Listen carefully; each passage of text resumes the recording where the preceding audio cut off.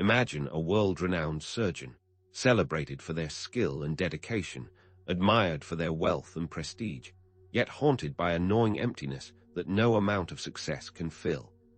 What if the very pursuit of happiness, as relentlessly promoted by society, is not only fundamentally flawed but actively self-defeating? Is it possible that the more we chase after our desires, the further we stray from genuine contentment? Arthur Schopenhauer, a 19th century philosopher, dared to suggest precisely that. The more we strive, the unhappier we become. This isn't merely a cynical observation. It's a radical challenge to the conventional wisdom that equates happiness with achievement, possessions, and social status. Understanding Schopenhauer's perspective can be a profound turning point, prompting a critical re-evaluation of your own values, priorities, and the very definition of a life well lived. His philosophy has implications far beyond individual well-being, extending to our societal obsession with productivity and relentless pursuit of achievement. Schopenhauer offers the tantalizing prospect of a different path, a form of fulfillment that transcends external validation. This knowledge is potentially transformative, offering a new lens through which to view your place in the world and an alternative approach to navigating the inevitable struggles of existence. Prepare to explore profound themes, including the intrinsic nature of suffering, the relentless force of the will, the unexpected solace found in art, and the potential for philosophical resignation to lead to an unexpected sense of peace. Arthur Schopenhauer, a German philosopher who lived in the 19th century, remains one of history's most provocative and influential thinkers, primarily known for his profoundly pessimistic worldview. His magnum opus, The World as Will and Representation, lays out a comprehensive philosophical system that challenges many of our most cherished assumptions about happiness, success, and the meaning of life. At the heart of Schopenhauer's philosophy lies the concept of the will, a blind, irrational, and insatiable force that he believed drives all existence. Imagine the constant gnawing of hunger, not merely as a bodily sensation, but as a microcosm of the will itself, a relentless, driving force that compels us to seek satisfaction, only for that satisfaction to be fleeting, prompting the cycle to begin anew.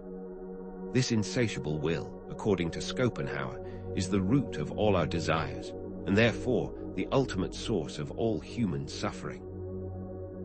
It is the engine that propels us forward, driving us to constantly strive, acquire, and achieve, yet it simultaneously ensures that we can never truly find lasting contentment. The relentless pursuit of satisfaction becomes an endless loop. This creates a fundamental pattern. The will manifests as a constant striving. That striving inevitably leads to disappointment and pain because the satisfaction is always temporary. The accomplishment of a long-sought goal provides a brief respite, a momentary flicker of pleasure, but it's invariably followed by a renewed sense of longing, a fresh desire, and a return to the cycle of striving. Consider the pursuit of wealth.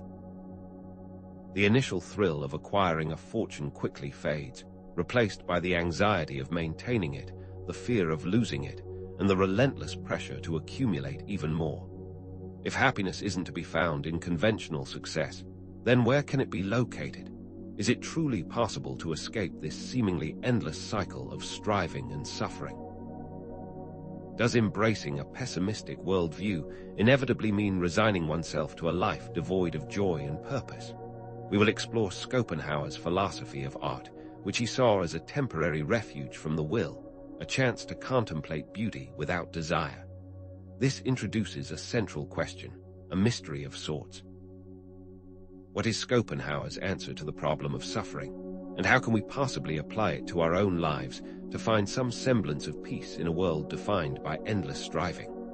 Get ready to explore Schopenhauer's seemingly counterintuitive views on compassion, self-denial, and the potential for finding profound meaning in what appears to be a fundamentally meaningless world. The fleeting nature of satisfaction brings us closer to understanding Schopenhauer's concept of the will. Imagine the will as a cosmic hunger, an unquenchable thirst that drives all beings, not from conscious desire, but from a blind, underlying impulse. This is the force that compels a plant to grow toward the sun, not out of choice, but out of an inherent drive to survive. In humans, this will manifest as specific desires for food, sex, power, recognition. But here's the catch. These desires are inherently unsatisfiable because the will is constantly seeking new objects to latch onto. The desire for wealth exemplifies this.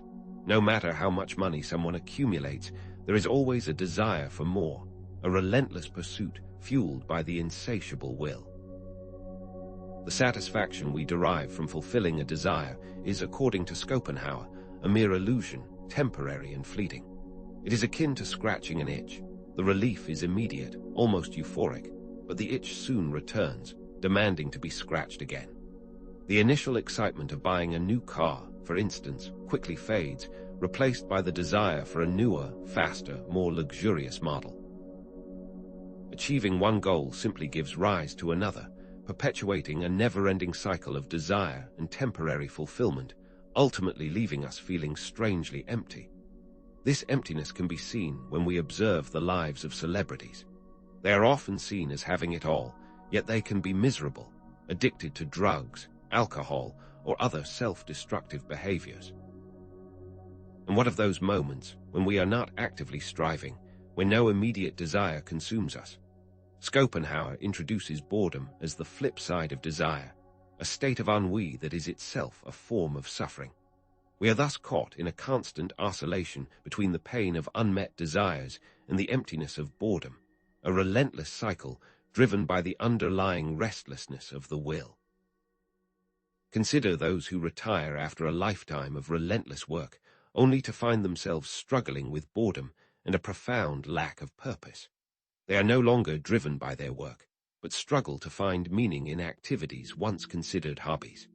This oscillation between desire and boredom highlights a more profound truth. Suffering is not an accident, but an inherent feature of existence, arising directly from the insatiability of the will. Physical pain, emotional distress, existential anxiety, all are manifestations of this relentless drive. From this perspective, the pursuit of happiness, as traditionally defined by society, is fundamentally futile, a Sisyphean task based on the false premise that we can permanently satiate the will. Chasing after material possessions, seeking romantic relationships, or striving for career success will ultimately lead to disappointment, because these pursuits are predicated on the illusion of lasting satisfaction. This view challenges the core values of many societies, which often equate happiness with external achievements and material wealth. Instead, Schopenhauer suggests that pleasure is merely the temporary cessation of pain, a brief respite from suffering, not a positive state in itself. Eating a meal, for example, is pleasurable only because it relieves the pain of hunger. Rather than seeking pleasure for its own sake, Schopenhauer suggests shifting our focus to minimizing suffering, to recognizing the inherent limitations of our desires. Furthermore, Schopenhauer emphasizes the universality of suffering, the fact that it is a shared experience among all beings. By opening ourselves to this truth, we open the door to compassion for others. Observing the suffering of animals, the plight of the homeless, or the devastation in war-torn countries can awaken a sense of empathy and shared humanity. This shared suffering, as Schopenhauer recognized, provides a powerful impetus for compassion and ethical action, an understanding that transcends individual desires and recognizes the interconnectedness of all life. If the pursuit of conventional happiness is inherently flawed, what then are the primary sources of our misery? Schopenhauer points to several key areas, beginning with relationships, which are often mistakenly seen as a primary source of joy and fulfillment. In reality, relationships are frequently a major source of conflict and suffering. This stems from the fact that relationships inevitably involve the clash of two or more wills, each driven by its own unique desires and ego. Arguments, jealousy, and breakups are simply manifestations of this inherent conflict. The will's relentless self-assertion playing out in the intimate sphere of human connection. The emotional pain caused by these conflicts can be devastating, leading to profound feelings of loss, betrayal, and despair. Societal expectations also contribute significantly to our suffering. The pressure to conform to conventional norms, such as getting married, having children, or achieving a certain level of career success, can create immense stress and anxiety. When individuals fail to meet these expectations, they may experience feelings of inadequacy, shame, and failure. A young adult who feels pressured to pursue a career they dislike simply because it is deemed respectable by their family, or someone who feels inadequate because they haven't achieved the same level of financial success as their peers, is an example of this. These expectations are intertwined with the will's inherent desire for recognition and validation, driving us to seek approval from others and conform to societal norms. The fear of loss, the dread of losing what we have, our possessions, our loved ones, our health, is another constant source of anxiety and suffering. This fear is deeply rooted in the will's attachment to its objects, its relentless clinging to anything that provides even a temporary sense of satisfaction. Worrying constantly about getting sick, losing one's job due to an economic downturn, or the inevitable death of a loved one can consume our thoughts and undermine our ability to fully enjoy the present moment. This constant anxiety acts as a subtle yet persistent form of suffering, eroding our peace of mind and preventing us from fully engaging with life. Finally, Schopenhauer highlights the fundamental lack of control we have over our lives. So much of what happens to us is due to chance, external forces, or the actions of others. This lack of control can lead to immense frustration and suffering as we struggle to navigate the unpredictable currents of existence. Being involved in an accident, losing a job due to economic downturn, or experiencing a natural disaster can leave us feeling helpless and overwhelmed, victims of forces beyond our control. Grasping the extent of this lack of control is crucial for finding peace, as it allows us to relinquish the illusion of mastery and accept the inherent uncertainty of life, foreshadowing the discussion of resignation as a potential solution to this seemingly intractable problem. But if we cannot control our circumstances, can we control our reactions to them? And is there a path to a more peaceful existence despite the inherent suffering of life? If we cannot control our circumstances, can we control our reactions to them? And is there a path to a more peaceful existence despite the inherent suffering of life? To find this, we must turn our attention to the false gods that we have constructed for ourselves, and how these false gods perpetuate the problem of suffering, especially social status and external validation. The pursuit of social status is a relentless driver in modern life, a subtle but pervasive force that shapes our behaviors and desires. Schopenhauer would argue that this pursuit is simply another manifestation of the will, the insatiable drive seeking satisfaction through the approval and admiration of others. Yet, the fleeting nature of social status renders it an empty promise. Today's admired influencer is tomorrow's forgotten trend. The quest for social standing becomes a treadmill of constant striving, leaving us perpetually unsatisfied, needing more likes, more followers, and greater recognition to maintain the illusion of worth. Consider the modern phenomenon of social media, where individuals curate idealized versions of their lives to garner attention and validation. The constant stream of carefully staged photos and meticulously crafted posts is fueled by a deep-seated desire for social status, a need to be seen as successful, attractive, and enviable. But this virtual validation is a fragile foundation upon which to build one's sense of self. It's dependent on the capricious whims of algorithms and the fleeting attention of online audiences, easily withdrawn or replaced by the next viral sensation, reinforcing the painful cycle of desire and momentary satisfaction. Are we truly living our lives, or are we performing for an audience that ultimately cannot provide the validation we seek? A a significant component of the pursuit of social status is comparing ourselves to others, a habit that Schopenhauer would identify as a major source of our suffering. Comparison breeds envy, inadequacy, and resentment, emotions fueled by the will's insatiable desire to be superior. We see a friend's success, a colleague's promotion, or a neighbor's new car, and immediately a sense of lack creeps in. We measure ourselves against these external benchmarks, forgetting that each individual is on their unique path with different challenges and opportunities. This is fueled by advertising companies that directly make us feel inadequate so that we buy their products. The constant exposure to idealized images in media exacerbates this tendency, creating unrealistic standards and perpetuating a sense of dissatisfaction with our own lives. As Theodore Roosevelt said, comparison is the thief of joy, and Schopenhauer would likely agree, arguing that it's a futile exercise rooted in the misguided belief that happiness lies in being better than others, rather than accepting oneself. Instead, we should focus on our own growth, our own journey, and measure our progress against our own potential, rather than the fleeting achievements of others. Isn't true contentment found in appreciating our unique path, rather than constantly yearning for someone else's?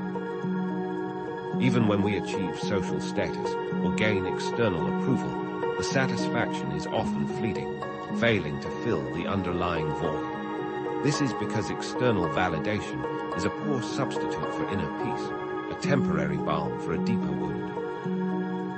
Celebrities, despite their fame and fortune, often struggle with depression, anxiety, and substance abuse, a stark reminder that external success does not guarantee inner fulfillment. The relentless pressure to maintain their image, the constant scrutiny of the public eye, and the superficial nature of many relationships can take a significant psychological toll. Similarly, individuals who tie their self-worth to their career achievements may find themselves feeling lost and purposeless upon retirement, as the external validation they once received disappears. The hypoid executive who derives their sense of identity solely from their work may experience a profound sense of emptiness when they no longer have the power, prestige, or challenges that once defined them. As Schopenhauer would argue, true happiness cannot be found in the fickle approval of others, but in cultivating inner peace and self-acceptance. The pursuit of material possessions represents yet another fruitless attempt to satisfy the will, a never-ending cycle of desire and disappointment. Material objects are transient, incapable of providing lasting happiness, yet we are constantly bombarded with messages that equate success with ownership.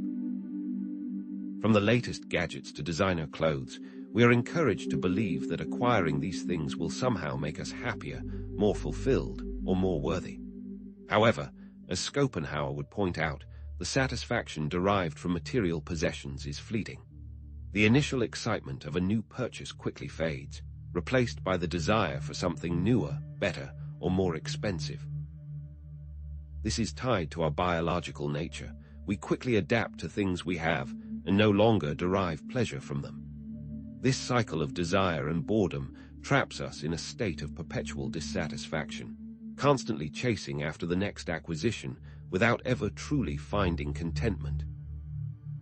Furthermore, materialism can lead to a dangerous sense of attachment, making us fear loss and cling to our possessions with a desperate grip. The hoarder, for instance, is a tragic example of this phenomenon, accumulating possessions in an attempt to fill an emotional void, ultimately becoming trapped by their own material accumulation. How might we break free from the trap of materialism and find a more enduring source of satisfaction? If the pursuit of false gods proves futile, is there a way to escape the torment of the will? Schopenhauer suggests that art offers a temporary respite, a refuge from the ceaseless striving and inherent suffering of existence. Schopenhauer believed that aesthetic contemplation provides a temporary escape from the torment of the will. When we engage with art, whether it's listening to classical music, viewing a beautiful painting, or reading a great novel, we are momentarily freed from our desires, allowing us to experience a state of disinterested pleasure. Art, in this sense, acts as a suspension of the will, offering a brief period of relief from its relentless demands. For example, when listening to Bach's Goldberg Variations, one can become completely absorbed in the beauty and complexity of the music, momentarily forgetting about personal worries, ambitions, and desires. The music transports us to a realm of pure aesthetic experience, where the will is silenced, and we are left with a sense of peace and tranquility. This momentary escape is what makes art so valuable, providing a necessary counterbalance to the suffering inherent in life. Can art, then, be considered a form of medicine for the soul, offering temporary relief from the persistent aches of existence? Aesthetic experience, according to Schopenhauer, is characterized by disinterestedness, universality, and objectivity. Disinterestedness means that we appreciate the artwork for its own sake, without any ulterior motive or desire for personal gain. We are not concerned with whether it is fashionable, profitable, or useful. We simply appreciate its inherent beauty. Universality refers to the fact that aesthetic experience transcends individual preferences and cultural biases. A truly great work of art speaks to something fundamental in the human condition, resonating with people across different times and cultures. Objectivity means that aesthetic experience allows us to perceive the world in a new and profound way, seeing beyond our subjective biases and personal desires.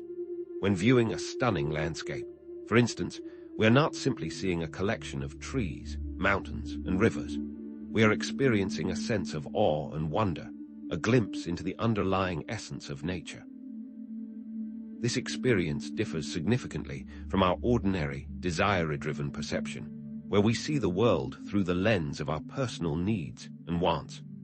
Aesthetic experience allows us to step outside of ourselves and perceive the world with a clarity and depth that is otherwise impossible. Schopenhauer believed that artists are individuals who are particularly adept at accessing this state of disinterested contemplation and conveying it to others through their work. These are the geniuses who create art that helps us see the world differently. The artist possesses a heightened capacity for objectivity, a unique ability to perceive the underlying essence of things without being clouded by personal desires or biases.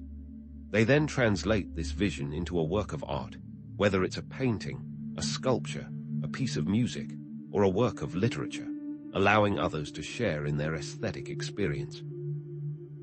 Shakespeare, for example, had the ability to evoke strong emotions, convey profound truths, and provide insights into the human condition through his plays. His characters, even centuries later, still resonate with audiences because they capture universal aspects of human nature. Great art provides a temporary break from the cycle of striving, offering a glimpse into a world free from the dictates of the will. Isn't the artist, then, a kind of visionary, guiding us toward a more profound understanding of ourselves and the world around us? While art offers a temporary respite from the torment of the will, it is crucial to acknowledge its limitations. Art cannot provide lasting happiness, nor can it permanently liberate us from suffering. It is merely a fleeting escape, a momentary glimpse into a world free from desire. The effects of art are transient, and after the aesthetic experience fades, we are inevitably drawn back into the cycle of striving and dissatisfaction. However, even though art cannot offer a permanent solution, it can provide valuable moments of respite and insight. By experiencing aesthetic contemplation, we can gain a deeper understanding of ourselves, the world around us, and the nature of suffering. This understanding, in turn, can help us to develop strategies for coping with the challenges of existence. But it is important to recognize that art is not the ultimate answer. As Schopenhauer himself acknowledged, there are other, more profound ways to potentially overcome the will. What could these be? Beyond art's temporary embrace, a path exists that may lead to something more substantive, the path of compassion. Can recognizing the shared suffering of all beings truly offer a lasting form of solace? Compassion, according to Schopenhauer, is a way of transcending the ego and recognizing the shared suffering of all beings, a profound shift in perspective that can lead to ethical behavior and a sense of meaning. When we feel compassion, we are identifying with others, seeing beyond our own individual desires and recognizing the common humanity that binds us together. This is not simply a feeling of pity or sympathy, but a deep and genuine understanding of the suffering of others, recognizing that their pain is, in essence, no different from our own. For instance, when we volunteer to help the less fortunate, we are not simply performing an act of charity. We are recognizing that their struggles are, in some way, our struggles as well. When we show empathy toward others, we are acknowledging their pain and offering them our support, not because we are obligated to do so, but because we recognize their inherent worth and dignity. This recognition stems from understanding the universality of suffering. Schopenhauer saw compassion as a direct challenge to the egocentric nature of the will. If the will drives us to prioritize our own desires and needs above all else, compassion compels us to consider the well-being of others. Compassion forms the bedrock of morality, leading to ethical behavior and a desire to alleviate the suffering of others. Schopenhauer argued that true morality is not based on abstract principles or religious dogma, but on the direct experience of compassion. When we feel compassion, we are motivated to act in ways that benefit others, even if it means sacrificing our own self-interest. For example, when we speak out against injustice, we are not simply adhering to a set of moral rules. We are acting out of a deep-seated desire to protect the vulnerable and promote fairness. When we act to help someone in need, we are not seeking reward or recognition. We are simply responding to the inherent suffering we recognize in them. Compassion challenges the egocentric nature of the will. It moves us to act in accordance with the needs of others. Schopenhauer states that the ethical significance of an action lies solely in whether it originated from compassion, not whether it adhered to particular rules. It is about putting one's own well-being aside to promote that of another. Does compassion provide a more grounded and genuine path to moral behavior than abstract rules alone? In a world often perceived as meaningless, compassion can inject a profound sense of meaning and purpose into life, exceeding the fleeting satisfaction derived from art. By acting compassionately, we contribute to the well-being of others, making a positive impact on the world. This is because meaning cannot be found in the isolated pursuit of individual desires. Instead, meaning arises from our connections with others and our contributions to something larger than ourselves. Finding fulfillment in helping others or working for a cause greater than oneself is a powerful antidote to the existential angst that plagues so many individuals. The doctor who dedicates their life to healing the sick, the teacher who inspires their students to learn, or the activist who fights for social justice are all examples of individuals who have found meaning and purpose through compassion. This suggests that true happiness lies not in the pursuit of pleasure or the avoidance of pain, but in the cultivation of compassion and the dedication to serving others. It also foreshadows the discussion of resignation, as compassion provides a way of accepting suffering, both our own and that of others, with grace and understanding. Practicing compassion can be difficult, particularly when confronted with our own suffering or the overwhelming scale of global problems. Yet it is a skill honed through practice and mindfulness. It's critical to recognize that compassion isn't about eliminating suffering altogether, an impossible task, but about alleviating it where we can. This involves cultivating empathy, actively listening to others, and recognizing our shared humanity, even with those who seem very different from us. It also requires self-compassion, treating ourselves with the same kindness and understanding that we offer to others. Mindfulness practices, such as meditation, can help us to become more aware of our own thoughts and emotions, allowing us to respond to situations with greater compassion and less reactivity. The challenge of compassion lies in its constant demand for selflessness, a willingness to put the needs of others before our own. However, as Schopenhauer suggests, It is precisely this selflessness that can lead to true fulfillment and a deeper sense of connection with the world. But can we reconcile the inherent suffering of existence with the possibility of lasting peace and meaning? And how does resignation play into this complex equation? While compassion offers a profound connection to others and a sense of purpose, it is also essential to acknowledge its inherent limitations, and to what extent, in the face of the all-consuming will, is compassion even possible? The aesthetic experience derived from art, as we've explored, offers a temporary haven, a fleeting illusion of escape from the relentless demands of the will, but it is critical to recognize that this escape is not permanent. The power of art to transport us to another realm, to quiet the ceaseless striving within, is undeniable, yet the aesthetic experience fades. The final note of the symphony dies away, the book is closed, the painting is left behind, and the will reasserts itself with renewed force, demanding our attention and reigniting our desires. Consider the feeling of emptiness that can sometimes follow after finishing a great book, a sense of loss that the world you inhabited within its pages is no longer accessible. Or the slight melancholy after leaving a captivating concert as the beauty of the music recedes into memory. These experiences highlight the impermanent nature of art's solace. The will is always lurking, waiting for the opportunity to reclaim its dominion. The pleasure derived from art, however profound, is ultimately transient, offering only a temporary reprieve from the fundamental suffering of existence.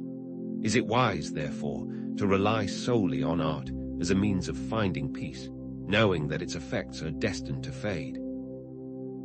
Similarly, while compassion provides a powerful antidote to the egocentric nature of the will, it also presents inherent challenges in its consistent practice. Personal suffering, emotional exhaustion, and the sheer scale of global suffering can make it exceedingly difficult to maintain empathy and act compassionately. Compassion fatigue is a well-documented phenomenon among healthcare workers, therapists, and social workers who are constantly exposed to the pain and trauma of others. The emotional toll of bearing witness to such suffering can lead to burnout, detachment, and even a diminished capacity for empathy. Moreover, the constant barrage of news about global tragedies, from natural disasters to wars and famines, can leave us feeling overwhelmed and helpless. The sheer scale of suffering in the world can be paralyzing, making it difficult to know where to begin or how to make a meaningful difference. It is critical to acknowledge that compassion is not an unlimited resource. We must also protect ourselves by setting healthy boundaries and recognizing our own limitations in order to avoid depletion and maintain a sustainable practice of compassion. Can we truly expect ourselves to consistently embody compassion in a world saturated with suffering? Paradoxically, the will can even co-opt art and compassion for its own purposes, turning these seemingly selfless pursuits into vehicles for ego gratification and validation. The desire to be a great artist or a compassionate person can become another form of striving, driven by the need for recognition, admiration, and a sense of superiority. Consider the artist who becomes obsessed with fame and fortune, losing sight of the intrinsic value of their art, and instead focusing on creating works that will appeal to the masses and generate the most profit. Their creative expression becomes tainted by ego-driven ambition, undermining the very aesthetic experience it was meant to provide. Or the individual who volunteers for selfish reasons, such as to look good on social media, gain social status, or alleviate their own guilt. Their acts of kindness become performative, lacking the genuine empathy and selflessness that define true compassion. In these cases, the will has cleverly disguised itself, using art and compassion as tools to further its own insatiable desires. This is the most difficult challenge. How can we know if we are doing the right things for the right reasons? This illustrates a core pattern. Even when engaged in seemingly selfless activities, the will can still be the underlying motivation, creating an unending cycle of striving, even in the pursuit of virtue. The more we try to escape the will, the more insidiously it reasserts itself, finding new and unexpected ways to perpetuate our suffering. The person who meditates diligently in order to achieve enlightenment may be driven by the desire to be seen as spiritually advanced, not by a genuine yearning for inner peace. The philanthropist who donates vast sums of money may be motivated by the desire to improve their public image, not by a genuine concern for the well-being of others. This endless cycle of striving, even in the realm of virtue, highlights the pervasive power of the will and the difficulty of escaping its grasp. We are always chasing something, even when we think we are being selfless, but how can we step off this wheel? To step off this wheel requires a redefinition of what it means to embrace acceptance. This is not passive acceptance or defeat. It requires actively turning away from the will, a conscious decision to cease striving for what is ultimately unattainable. This is Schopenhauer's concept of resignation, and it demands a deeper inspection. Resignation is often misunderstood as a passive acceptance of suffering, a kind of surrender to the inevitable hardships of life. However, Schopenhauer intended something far more nuanced and active. His concept of resignation involves a conscious turning away from the will, a deliberate decision to cease striving for goals that are ultimately unattainable and to relinquish our attachment to desires that only lead to suffering. It is not about giving up on life or succumbing to despair, but about redirecting our energy and attention towards something more meaningful and enduring. Consider someone diagnosed with a chronic illness. They could choose to constantly fight against their condition, seeking out endless treatments and therapies in a desperate attempt to regain their former health. Or they could choose to accept their illness, focusing on managing their symptoms, finding joy in the present moment, and living a fulfilling life despite their limitations. This acceptance, this resignation, is not a sign of weakness, but a testament to their strength and resilience. How can we move past the conventional idea of resignation as giving up and embrace it as a means of liberation? This involves detaching ourselves from our desires and expectations, which doesn't mean suppressing our emotions, but rather recognizing that our happiness should not depend on external circumstances. We often tie our happiness to the achievement of certain goals: a successful career, a loving relationship, financial security. However, as Schopenhauer would argue, these external factors are ultimately beyond our control. The economy can crash, relationships can end, and even the most carefully laid plans can go awry. By detaching ourselves from these desires, we free ourselves from the anxiety and disappointment that inevitably accompany them.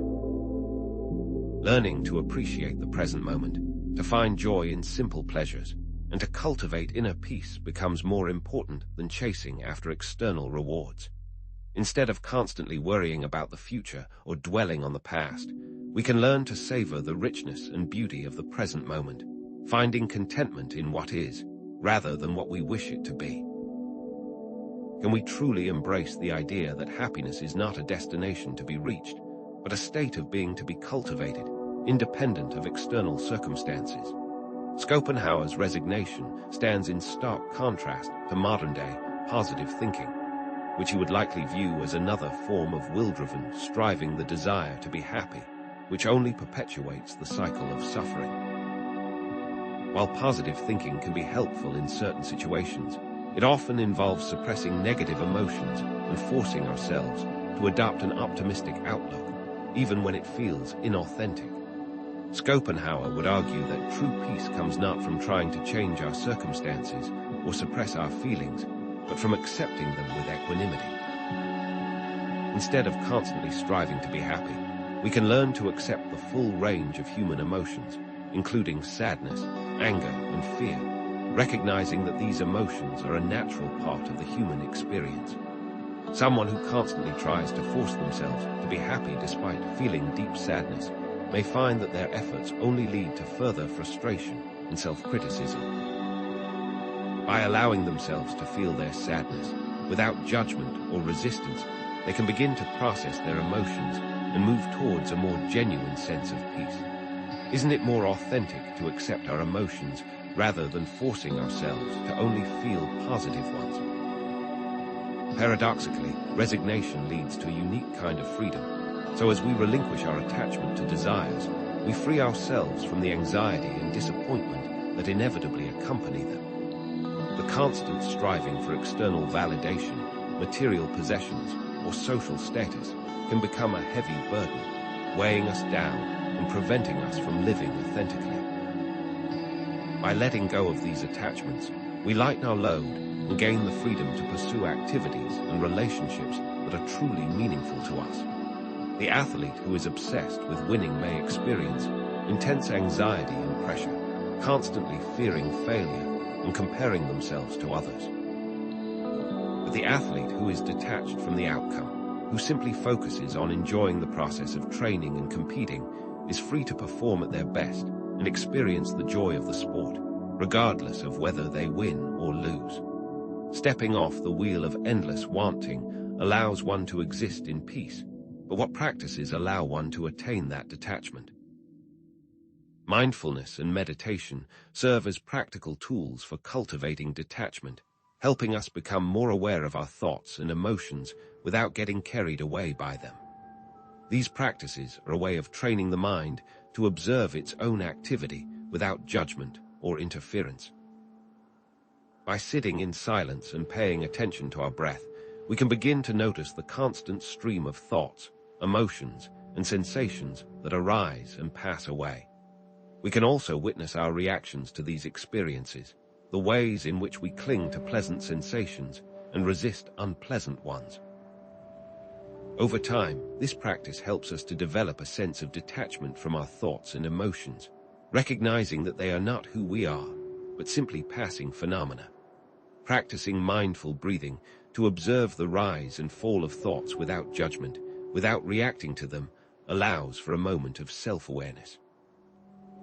This, in turn, helps us to make more conscious choices about how we respond to life's challenges, rather than being driven by our habitual patterns of thought and behavior. These practices, just like art and compassion, can give us the power to overcome the incessant will. By observing our own thoughts and desires, we can begin to see the workings of the will within ourselves. This self-awareness is the first step towards detaching from the will's demands, noticing the subtle ways in which it influences our behavior, driving us to seek pleasure, avoid pain, and compete with others. This involves paying attention to our inner dialogue, the constant stream of thoughts, judgments, and self-criticism that runs through our minds. We can observe the urge to check social media, and recognizing that it is driven by the desire for validation, to see how many likes and comments we have received.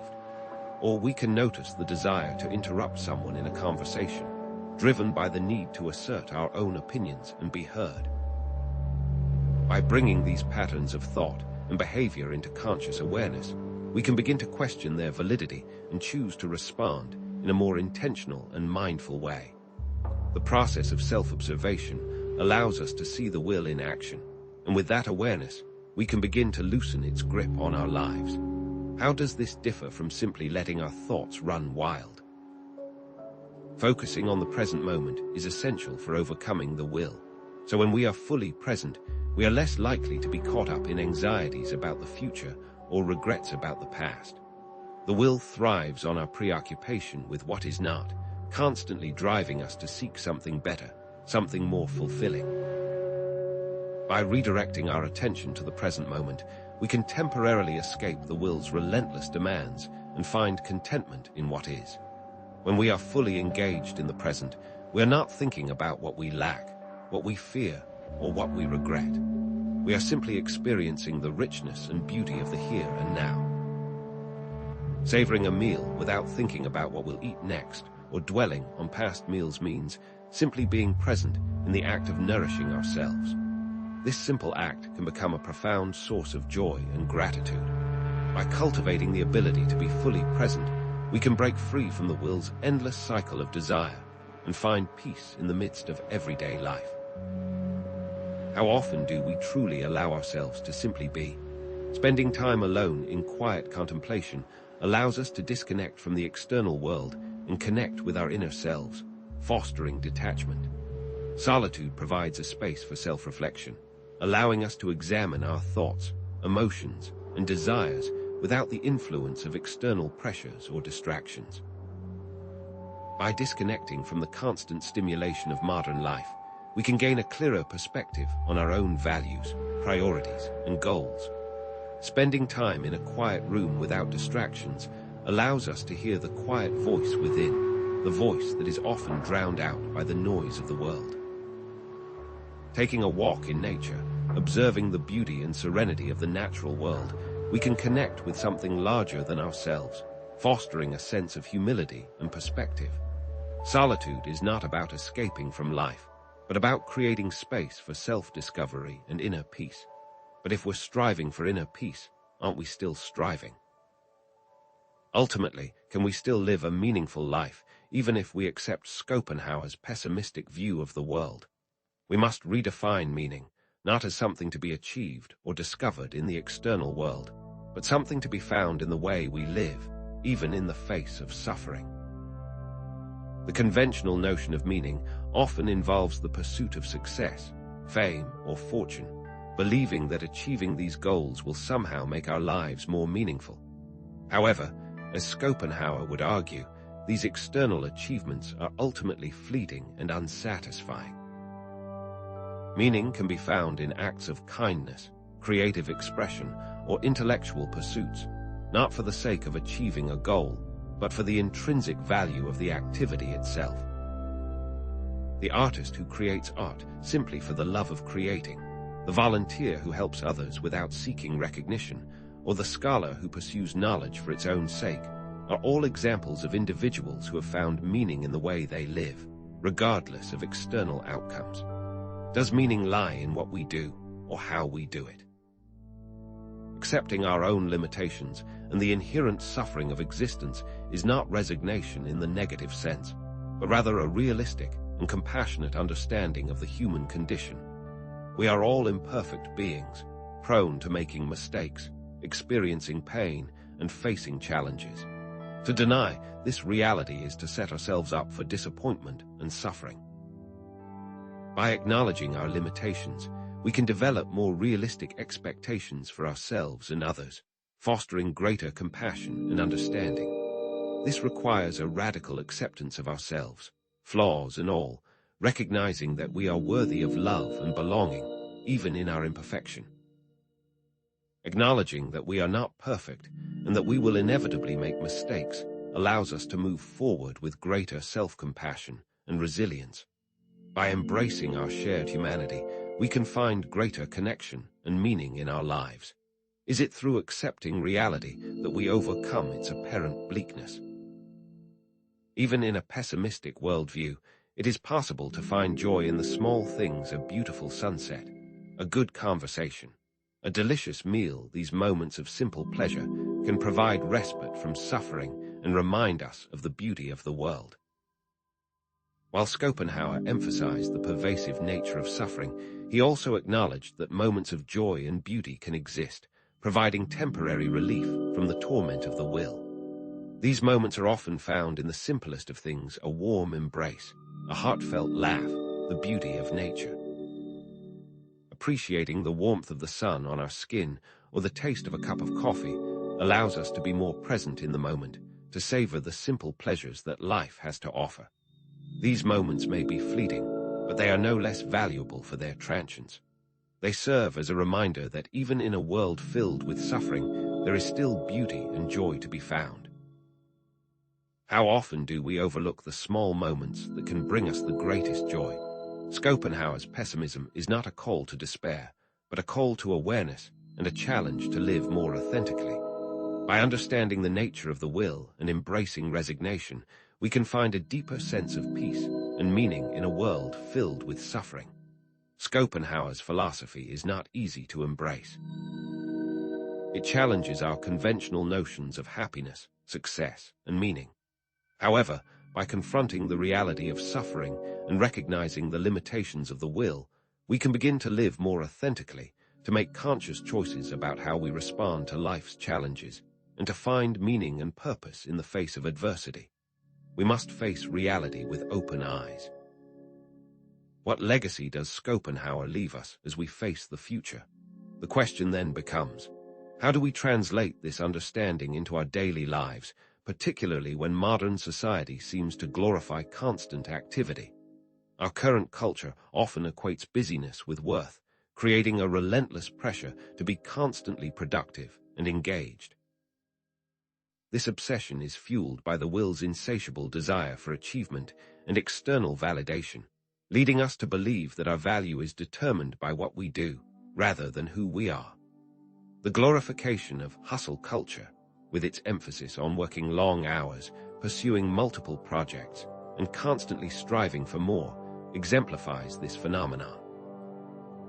We are bombarded with messages that tell us we must always be optimizing, improving, and achieving, lest we fall behind or be deemed unsuccessful. Consider the proliferation of productivity apps, time management techniques, and self-improvement programs, all designed to help us squeeze more out of every minute of the day. This constant striving can become exhausting, leaving us feeling stressed, overwhelmed, and ultimately unfulfilled. Are we mistaking activity for progress, trapped in a cycle of endless striving that never truly satisfies? This relentless pursuit of more can ironically leave us with less time for reflection, connection, and genuine enjoyment. We are so busy climbing the ladder of success that we forget to ask whether the ladder is leaning against the right wall. Much of this activity, driven by the relentless demands of the will, is ultimately pointless, a mere illusion of progress that leads us in circles. We engage in countless tasks and activities that provide only fleeting satisfaction, leaving us feeling empty and yearning for something more. The constant checking of emails and social media exemplifies this pattern, creating the illusion of productivity while actually draining our time and energy. Each notification, each update, each like triggers a momentary surge of dopamine, reinforcing the habit and perpetuating the cycle. We become addicted to the constant stream of information, constantly seeking the next hit of stimulation. At the end of the day, we often find that we have accomplished little of lasting value, having been distracted by the endless barrage of digital noise.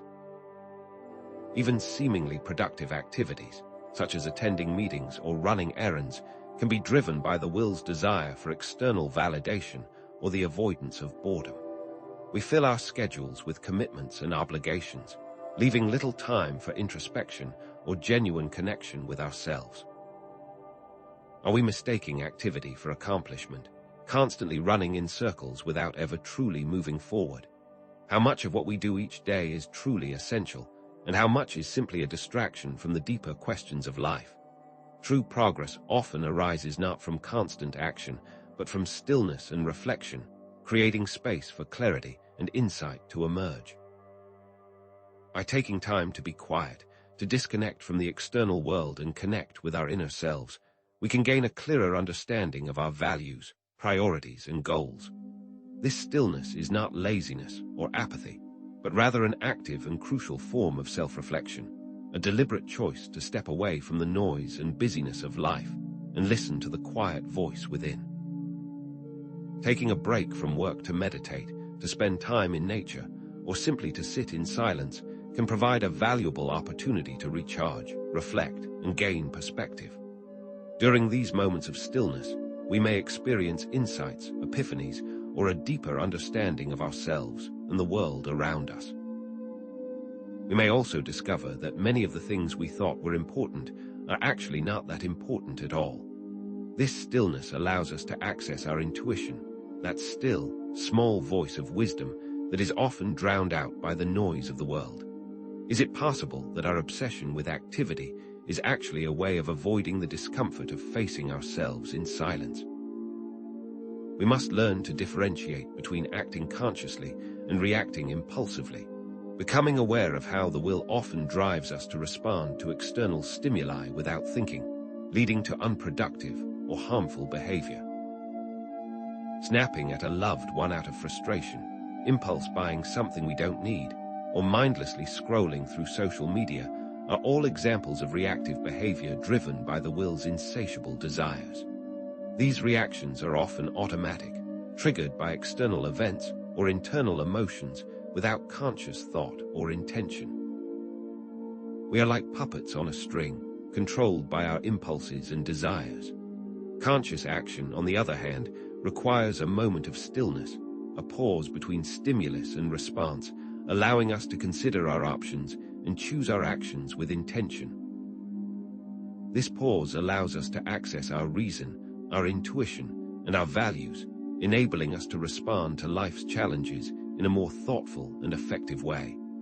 Can we learn to become more conscious of our reactions, to step back from our impulses and choose our actions with greater awareness? To cultivate indifference in the Schopenhauerian sense does not imply apathy or a lack of care, but rather a detachment of our happiness from specific outcomes and expectations. It's a subtle but crucial distinction. We can care deeply about a cause, a relationship, or a project, but we do not allow our happiness to depend on its success or failure. This detachment allows us to act with greater freedom and courage, without being paralyzed by fear of disappointment. Consider someone who is passionate about environmental conservation. They can dedicate their time and energy to fighting for environmental protection, but they do not allow their happiness to depend on whether or not they win every battle. They accept that there will be setbacks and disappointments, but they continue to fight for what they believe in, knowing that their efforts are making a difference, even if the ultimate outcome is uncertain. By detaching their happiness from specific outcomes, they can sustain their passion and commitment over the long term without burning out or becoming discouraged. Are we clinging too tightly to our expectations, setting ourselves up for disappointment and suffering? In embracing low expectations, we can actually increase our enjoyment of life, because when we expect less, we are less likely to be disappointed and more likely to appreciate the good things that come our way. This doesn't mean settling for mediocrity or giving up on our dreams, but rather adopting a more realistic and accepting attitude towards life's inevitable ups and downs. Going into a movie with low expectations and being pleasantly surprised by how much we enjoy it illustrates this principle. We are more open to the experience, less critical, and more likely to appreciate the film's strengths. On the other hand, if we go into a movie with high expectations, we are more likely to be disappointed, even if the film is actually quite good. Our expectations create a filter that colors our perception, preventing us from fully appreciating the present moment. By lowering our expectations, we remove this filter and allow ourselves to experience life with greater openness and joy. Isn't it better to be pleasantly surprised than constantly disappointed? Emphasizing the importance of accepting things as they are, rather than constantly trying to change them, reveals a profound path to inner peace. This acceptance does not mean giving up or resigning ourselves to a life of misery, but rather acknowledging the limits of our control and focusing our energy on what we can change: our own thoughts, emotions, and actions. Accepting that we cannot control the weather, the behavior of other people, or the outcome of events allows us to free ourselves from the anxiety and frustration that come from constantly trying to control the uncontrollable. This acceptance requires a deep sense of self-compassion, recognizing that we are all imperfect beings, prone to making mistakes and facing challenges. We can choose to resist reality, constantly fighting against what is, or we can choose to accept it, allowing ourselves to find peace in the midst of chaos. By embracing acceptance, we can transform our relationship with suffering, turning it from a source of misery into an opportunity for growth and resilience. Can we truly find peace by surrendering to the present moment, accepting things as they are without resistance? Striving to be indifferent to both praise and criticism liberates us from the opinions of others, freeing us to live more authentically and in accordance with our own values. Both praise and criticism are fleeting and ultimately do not affect our true worth. Letting positive feedback inflate our ego or negative feedback damage our self-esteem, means that we are allowing external forces to dictate our sense of self-worth. This creates a precarious situation where our happiness and well-being are dependent on the approval of others. When we are indifferent to praise, we are less likely to become arrogant or complacent. We recognize that our achievements are not solely our own doing, but are often the result of luck, circumstance, and the contributions of others. And when we are indifferent to criticism, we are less likely to become defensive or discouraged. We recognize that criticism is often subjective, based on the opinions and biases of others. It builds on earlier discussions of social status and external validation by making the individual bulletproof to these forces. What would it be like to live in a world where our self-worth was not dependent on the opinions of others? Diving deeper, we must now reiterate Schopenhauer's concept of the world as representation, influenced by Kant, understanding that our perception of reality is shaped by our minds and is not necessarily an accurate reflection of things as they are. Our senses provide us with information about the world, but this information is filtered and interpreted by our brains, creating a subjective experience that may differ significantly from objective reality. Our perception of color, for example, is a representation created by our brains based on light waves. Different people may perceive the same color slightly differently, depending on their individual physiology and experiences. This challenges the idea that there is a single, objective reality that we all perceive in the same way. If our perception of reality is subjective, how can we be sure that what we see is real? Our sense of being separate individuals is also an illusion, and at a deeper level, we are all part of the same underlying will, interconnected like the countless leaves on a single tree, sharing the same life force and dependent on the same roots. The interconnectedness of all living things in an ecosystem illustrates this concept, where each organism plays a role in the overall health and balance of the system. The actions of one organism can have a ripple effect, impacting the entire ecosystem. Similarly, our actions as individuals have consequences that extend far beyond our immediate circle, impacting the lives of others and the health of the planet. Understanding this interconnectedness can lead to a greater sense of responsibility and a desire to act in ways that benefit the whole rather than just ourselves. If individuality is an illusion, what are the implications for how we treat ourselves and others? By recognizing the illusory nature of reality, we can begin to transcend the will and find true freedom. And this transcendence involves seeing beyond our individual desires and identifying with the underlying unity of all things. Experiencing a sense of oneness with the universe during meditation, a feeling of connection to something larger than ourselves, is an example of this transcendence. During these moments, the boundaries between self and other dissolve, and we experience a sense of profound peace and interconnectedness. We realize that our individual existence is not separate from the existence of all other things, but is rather an integral part of a larger whole. This realization can lead to a shift in perspective, from a focus on individual desires and goals to a focus on the well-being of the whole. If individuality is an illusion, what are we truly? Even if we cannot fully transcend the illusion, we can still live with greater awareness and understanding. And by recognizing the workings of the will, we can make more conscious choices and avoid being driven by its relentless demands. This involves cultivating mindfulness, paying attention to our thoughts, emotions, and actions without judgment, and recognizing the subtle ways in which the will influences our behavior. This awareness allows us to create a space between stimulus and response, giving us the opportunity to choose our actions with greater intention. For example, if we are feeling angry, we can recognize that anger is a temporary emotion, driven by the will's desire for control. Instead of reacting impulsively, we can choose to take a step back, breathe deeply, and respond in a more thoughtful and compassionate way.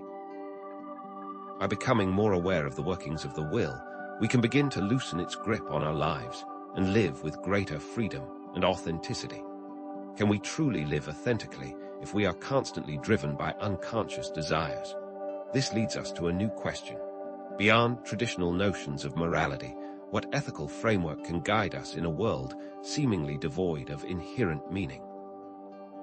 Challenging the conventional notion of morality as a set of rules or obligations, we must recognize that true morality arises from compassion and the recognition of shared suffering.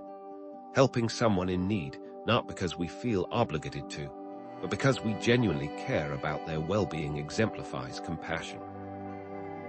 This compassion transcends the boundaries of race, religion, nationality, and social status, recognizing the inherent worth and dignity of all beings. We are all part of the same human family, sharing the same hopes, fears, and vulnerabilities. When we see someone suffering, we can recognize that their suffering is also our suffering, and we are motivated to act out of genuine empathy and concern.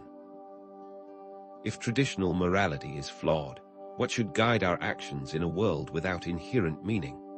Emphasizing the ethical principle of non-harm, ahimsa, as a central tenet, we should strive to minimize the suffering we cause to others, both directly and indirectly.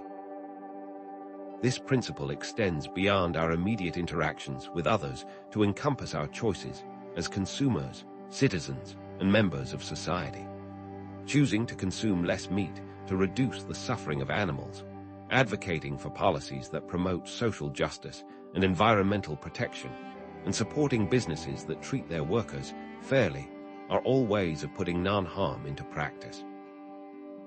This requires a willingness to examine our own actions and habits, to identify the ways in which we may be contributing to the suffering of others, and to make changes accordingly. By minimizing the harm we cause, we can create a more compassionate and just world. But how can we determine the true extent of our actions, both direct and indirect? Acknowledging that even small acts of kindness can make a significant difference in the world highlights the power of compassion in action.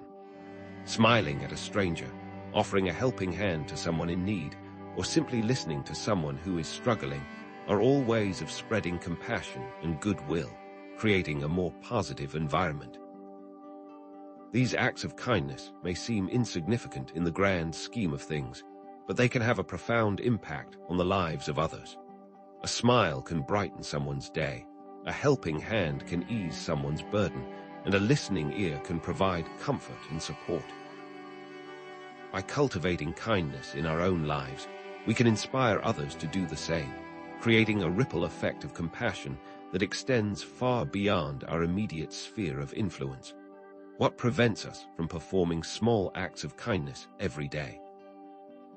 The most meaningful way to live is to live authentically, in accordance with our own values and understanding, rejecting the false guards of social status, external validation, and material possessions, and embracing the path of compassion, resignation, and self-awareness. This involves questioning the conventional notions of success and happiness and defining our own values and priorities. We can ask ourselves what truly matters to us, what brings us joy and fulfillment, and what kind of legacy we want to leave behind. And is it better to live a short life that is meaningful or a long one that is not? The question then becomes, if compassion, resignation, and self-awareness are the keys to a meaningful life, why do we so often find ourselves compelled to do something, even when that something is ultimately wrong or harmful? The will, as Schopenhauer conceived it, finds stillness intolerable, a form of suffering in itself. This discomfort drives us to seek constant stimulation and activity, even if that activity proves ultimately harmful or unproductive. Consider the ubiquitous example of mindlessly scrolling through social media, a modern-day opiate for the restless soul. We reach for our phones to escape the discomfort of boredom, anxiety, or simply the quiet contemplation of our own thoughts. The endless stream of content provides a temporary distraction, a fleeting sense of engagement that masks a deeper sense of emptiness. Each swipe, each like, each comment offers a momentary flicker of stimulation, reinforcing the habit and perpetuating the cycle.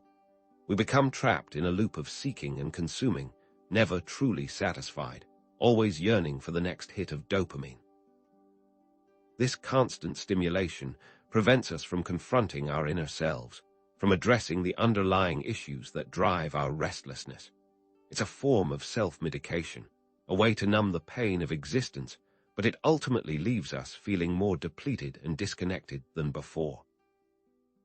How often do we turn to distractions to avoid facing our own discomfort, only to find that the discomfort returns, amplified by the time we've wasted?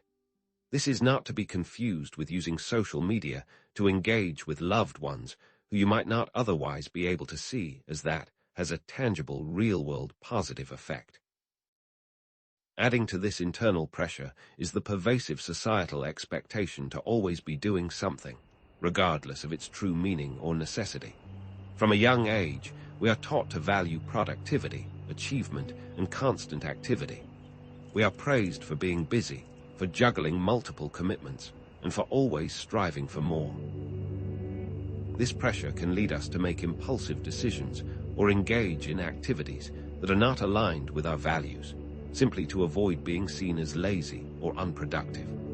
The expectation to attend every social event, volunteer for every cause, or take on extra work projects, even when we are already overwhelmed, exemplifies this societal pressure.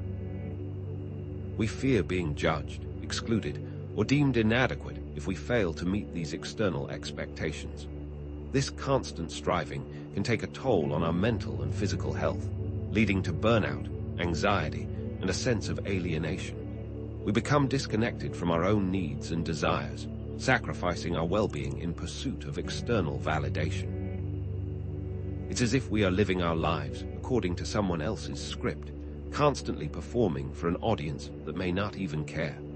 Can we find the courage to resist this pressure, to prioritize our own well-being over the expectations of others? And can we discern when that choice is laziness or strategic inaction? Underlying much of our relentless activity is the illusion of control, the desire to feel that we are in charge of our lives and our destinies, even when we have little or no control over the situation. This illusion is comforting, providing a sense of security in an uncertain world, yet it is also a source of frustration and disappointment when our actions fail to produce the desired results. Trying to micromanage a project, a relationship, or even our own emotions in an attempt to control the outcome exemplifies this desire for control. We believe that if we just try hard enough, plan meticulously enough, or manipulate skillfully enough, we can achieve our desired outcome. But life is inherently unpredictable, and no amount of effort can guarantee a particular result. This is not to say that effort is pointless, but rather that it should be directed towards what we can control: our own thoughts, emotions, and actions, rather than towards trying to control the external world. The wisdom of strategic inaction lies in recognizing the limits of our control and accepting the uncertainty of life, allowing us to let go of the need to manipulate and dominate. Is it possible that true strength lies not in controlling everything, but in surrendering to the flow of life? Strategic inaction, then, involves consciously choosing to refrain from acting, even when we feel compelled to do so, in order to avoid making mistakes or exacerbating a problem. It's a recognition that sometimes the best course of action is to do nothing at all, to observe, to reflect, and to allow events to unfold without our interference. Taking a step back from a heated argument to avoid saying something we regret, resisting the urge to respond to a provocative comment online, or simply waiting for clarity before making a major decision are all examples of strategic inaction. This requires a great deal of self-discipline, patience, and trust in the wisdom of the moment, and calls for a keen ability to discern from laziness. We must be able to distinguish between strategic inaction and mere procrastination, between a conscious choice to refrain from acting and a passive avoidance of responsibility. This ability comes from self-awareness, from understanding our own motivations and biases, and from a willingness to confront our fears. How can we cultivate this wisdom, this ability to discern when to act and when to refrain? Yet, even when we strive to be virtuous, to act with compassion and kindness, we can fall prey to the pitfalls of virtue signaling, undermining the very qualities we seek to embody. The desire to appear virtuous can corrupt genuine compassion, transforming it into a performance for social approval. Virtue signaling involves performing acts of kindness or expressing moral outrage primarily to gain social recognition or enhance our social status, rather than out of genuine concern for others. Posting about charitable donations on social media primarily to impress followers, rather than to inspire others or raise awareness, exemplifies this phenomenon. The focus shifts from the act of giving itself to the public display of generosity, turning compassion into a commodity. This can create a culture of moral competition, where individuals strive to outdo one another in displays of virtue, often at the expense of genuine empathy and connection. How can we ensure that our acts of compassion are motivated by genuine care, rather than by a desire for social approval? The pursuit of virtue can also lead to self-righteousness and judgment of others, blinding us to our own flaws and limitations. When we become overly focused on our own moral superiority, we can lose sight of the shared humanity that underlies compassion, creating division and animosity. Publicly shamming someone for making a mistake, expressing a different opinion, or holding a different belief, rather than engaging in constructive dialogue, exemplifies this self-righteousness. We elevate ourselves by tearing others down, creating a climate of fear and intolerance. This can be particularly insidious when it is cloaked in the guise of social justice or moral righteousness, justifying our judgment and condemnation as acts of virtue. We forget that we are all imperfect beings, capable of making mistakes and holding conflicting beliefs. Recognizing our own flaws can make us more compassionate towards others. This pattern should remind us of the universality of suffering and interconnectedness that Schopenhauer championed. Is it possible to hold strong convictions without becoming judgmental or self-righteous? Acknowledging that no one is truly morally pure, and that we all have the capacity for both good and evil, is an essential step towards cultivating authentic compassion. Embracing our own imperfections allows us to approach others with greater humility, empathy, and understanding. Recognizing our own biases and prejudices, acknowledging our own moments of weakness and failure, and accepting our own capacity for cruelty and selfishness allows us to be more understanding of the struggles of others. We see that we are all in the same boat, navigating the complexities of human existence, and we are better positioned to offer compassion and support. Authentic compassion is characterized by humility, empathy, and a genuine desire to alleviate suffering without seeking recognition or reward. Authentic compassion should stem from an internal desire, a deep-seated recognition of our shared humanity, rather than from external pressure. How can we cultivate this internal desire, this genuine compassion that transcends self-interest? Even with all of this introspection, the will can still be dominant and drive these actions, so we should not get complacent. The ego, ever vigilant in its self-preservation, employs a variety of defense mechanisms to shield itself from uncomfortable truths, distorting our perception of reality and hindering our ability to act with genuine compassion and self-awareness. Rationalization, denial, and the illusion of control are just some of the tricks the ego uses to maintain its sense of self-importance and protect itself from the pain of acknowledging its own limitations. Rationalization is a defense mechanism that allows us to justify our actions and beliefs, even when they are inconsistent with our values or evidence. It's a way for the ego to protect itself from cognitive dissonance, the discomfort of holding conflicting beliefs or engaging in behavior that contradicts our self-image. Justifying harmful behavior by claiming that everyone else is doing it, minimizing the impact of our actions on others, or blaming external circumstances for our own mistakes are all examples of rationalization.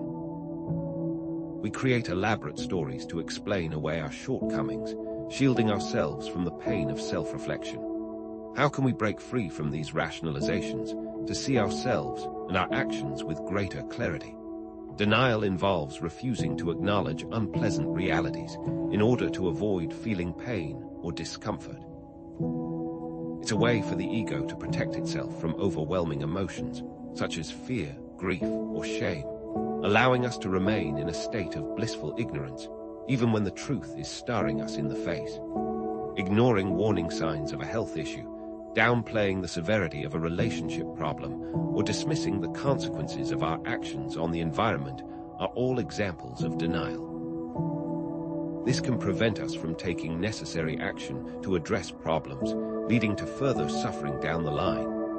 As we've discussed, the avoidance of suffering can ironically lead to greater suffering. What realities are we denying in our own lives, and what are the consequences of our denial? The ego is constantly trying to maintain a sense of control, even when it has little or no control over the situation, creating anxiety, stress, and a distorted perception of reality. This control manifests as a need to predict the future, manage the behavior of other people, or perfect our own image, all in an attempt to feel safe and secure. But life is inherently uncertain, and no amount of planning or manipulation can guarantee a particular outcome.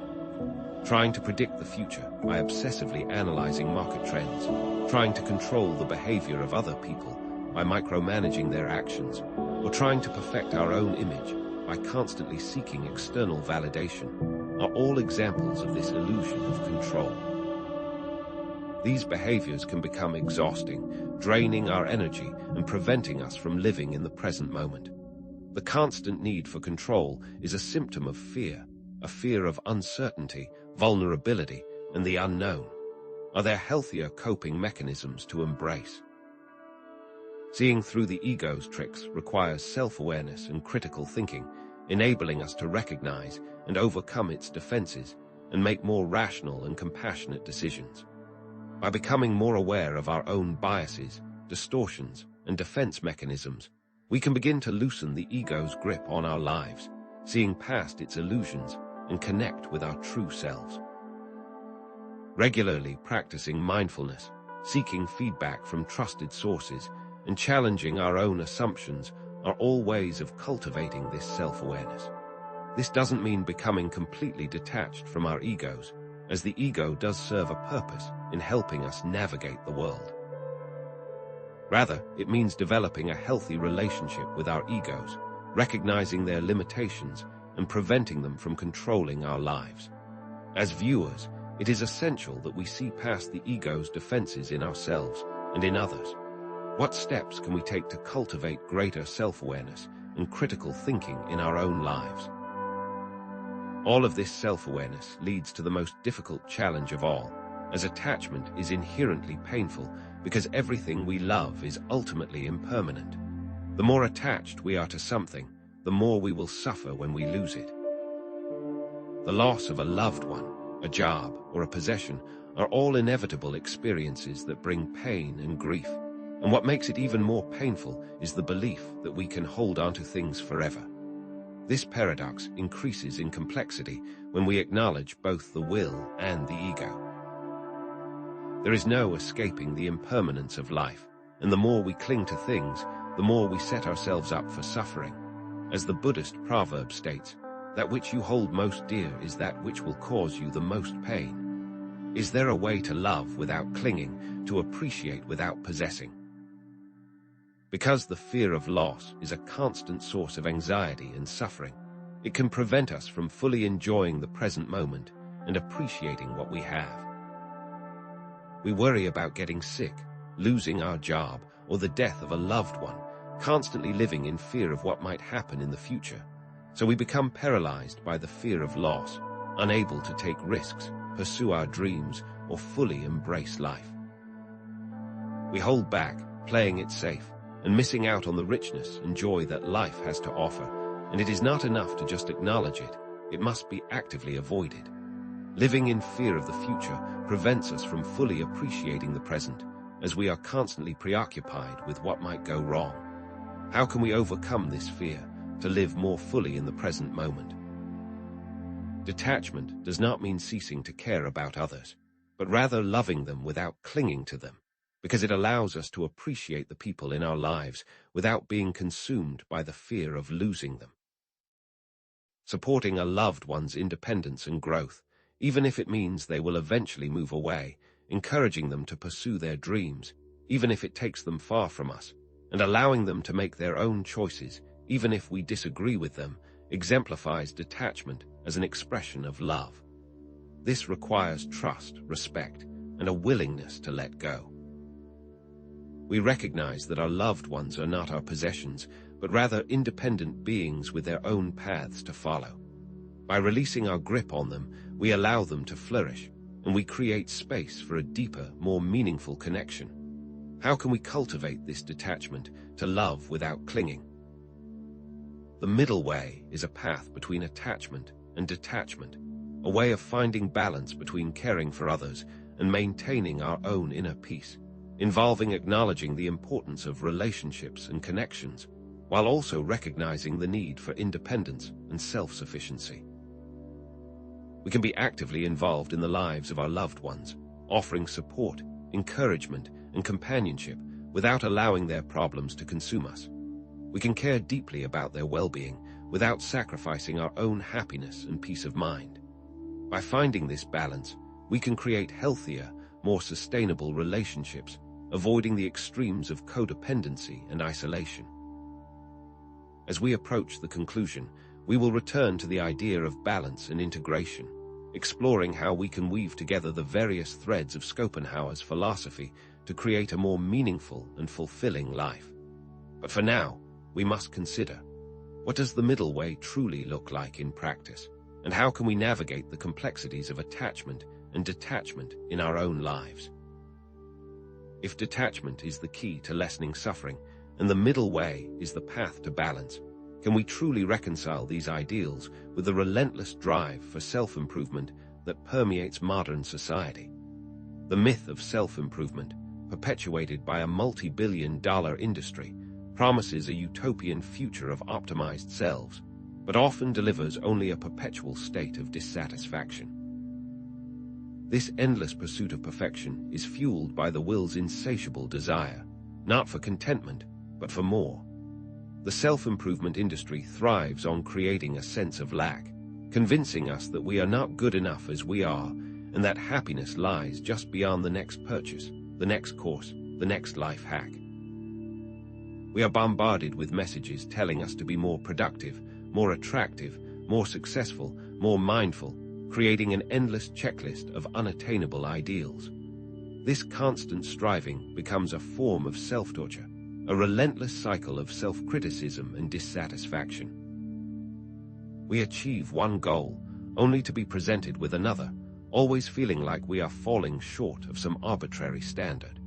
This can be especially acute in the age of social media, where we are constantly comparing ourselves to curated images of perfect lives, leading to feelings of inadequacy and envy. The more we strive, the further we seem to get from true contentment, trapped in a hamster wheel of endless self-improvement. How can we escape this cycle to find peace and acceptance in the present moment?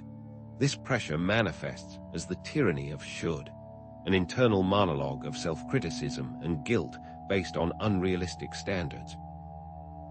We should be exercising more, eating healthier, reading more books, spending more time with family, working harder, and the list goes on and on. These should become weapons of self-infliction, constantly reminding us of our perceived failures and shortcomings. The ego, seeking to maintain its sense of control, creates these unrealistic standards and then punishes us for failing to meet them, leading to anxiety, depression, and a pervasive sense of inadequacy. We become our own worst enemies, constantly berating ourselves for not being good enough. This self-criticism becomes a self-fulfilling prophecy, undermining our confidence and preventing us from achieving our goals. The weight of these shoulds becomes unbearable, crushing our spirit and preventing us from living authentically. How can we silence this inner critic to cultivate self-compassion and acceptance? However, it is important to balance the desire for self-improvement with self-acceptance. recognizing that true growth comes not from trying to become someone else, but from embracing who we already are. We must acknowledge our strengths and weaknesses, our talents and limitations, and accept ourselves with all our imperfections. This doesn't mean giving up on personal growth, but rather approaching it from a place of self-compassion and understanding. We can work to improve our health, our skills, and our relationships, while also accepting our current limitations. For example, we can strive to become better writers, while also accepting that we will never be perfect. We can work to improve our physical fitness, while also accepting our genetic predispositions. True growth comes from a place of self-acceptance, from a willingness to embrace our authentic selves, rather than trying to conform to some external ideal. Is it possible to strive for improvement while simultaneously accepting ourselves unconditionally? Self-compassion, a powerful antidote to self-criticism, involves relating to ourselves with kindness, understanding, and acceptance, especially when we are struggling or making mistakes.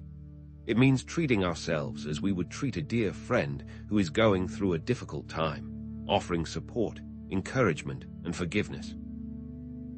Instead of berating ourselves for failing to meet our goals, we can offer ourselves words of comfort and encouragement.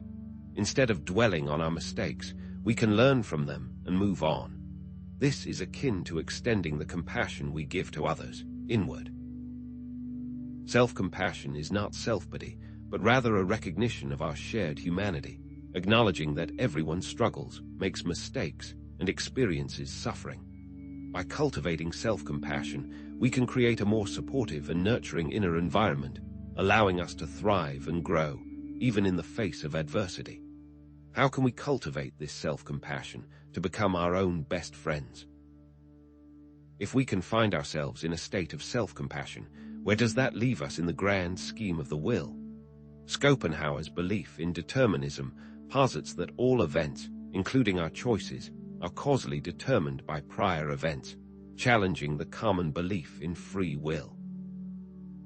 Our genes, upbringing, past experiences, and unconscious desires all influence our decisions in ways we may not even be aware of. This deterministic view suggests that our feeling of freedom is an illusion, a construct of our minds that masks the underlying causal forces that shape our choices. We may feel like we are freely choosing a particular career path, but our decision is likely influenced by unconscious desires for power, recognition, or financial security, shaped by our upbringing and societal expectations. We may feel like we are freely choosing to marry a particular person, but our decision is likely influenced by unconscious desires for companionship, security, or validation, shaped by our past relationships and emotional needs. While the sensation of making a choice is undeniable, Schopenhauer argues that the will behind that choice is not free, but rather determined by a complex web of causal factors. How, then, can we reconcile this deterministic view with our everyday experience of making choices? Our rational minds are often used to justify decisions that have already been made by the will, creating the illusion of rational control. We come up with logical reasons for doing things that we were already predisposed to do, rationalizing impulsive purchases, defending irrational beliefs, and justifying harmful behaviors. We might claim that we bought an expensive car because it's practical and reliable, when the truth is we were driven by a desire for status and recognition. We might claim that we support a particular political candidate because of their policies, when the truth is we are driven by unconscious biases and emotional attachments. Our rational minds become servants of the will, providing justifications for its predetermined actions. How can we become more aware of these rationalizations to see the true motivations behind our choices? Accepting this deterministic nature of reality counterintuitively can lead to a sense of peace and freedom. By relinquishing the belief that we are in complete control, we can let go of anxiety and regret, realizing that our actions are part of a larger causal chain and that we are not entirely responsible for the outcomes. This acceptance doesn't mean becoming passive or fatalistic, but rather embracing a more realistic and compassionate view of ourselves and others. We can still strive to make conscious choices and act with intention, but without the burden of believing that we are solely responsible for everything that happens. By letting go of the illusion of control, we can find a sense of peace and equanimity, accepting the inevitable ups and downs of life. Is it possible that true freedom lies not in controlling everything, but in accepting what is beyond our control? Transcending the will, then, involves moving beyond the ego and experiencing a state of self-forgetfulness, a temporary cessation of the ego's constant chatter and striving.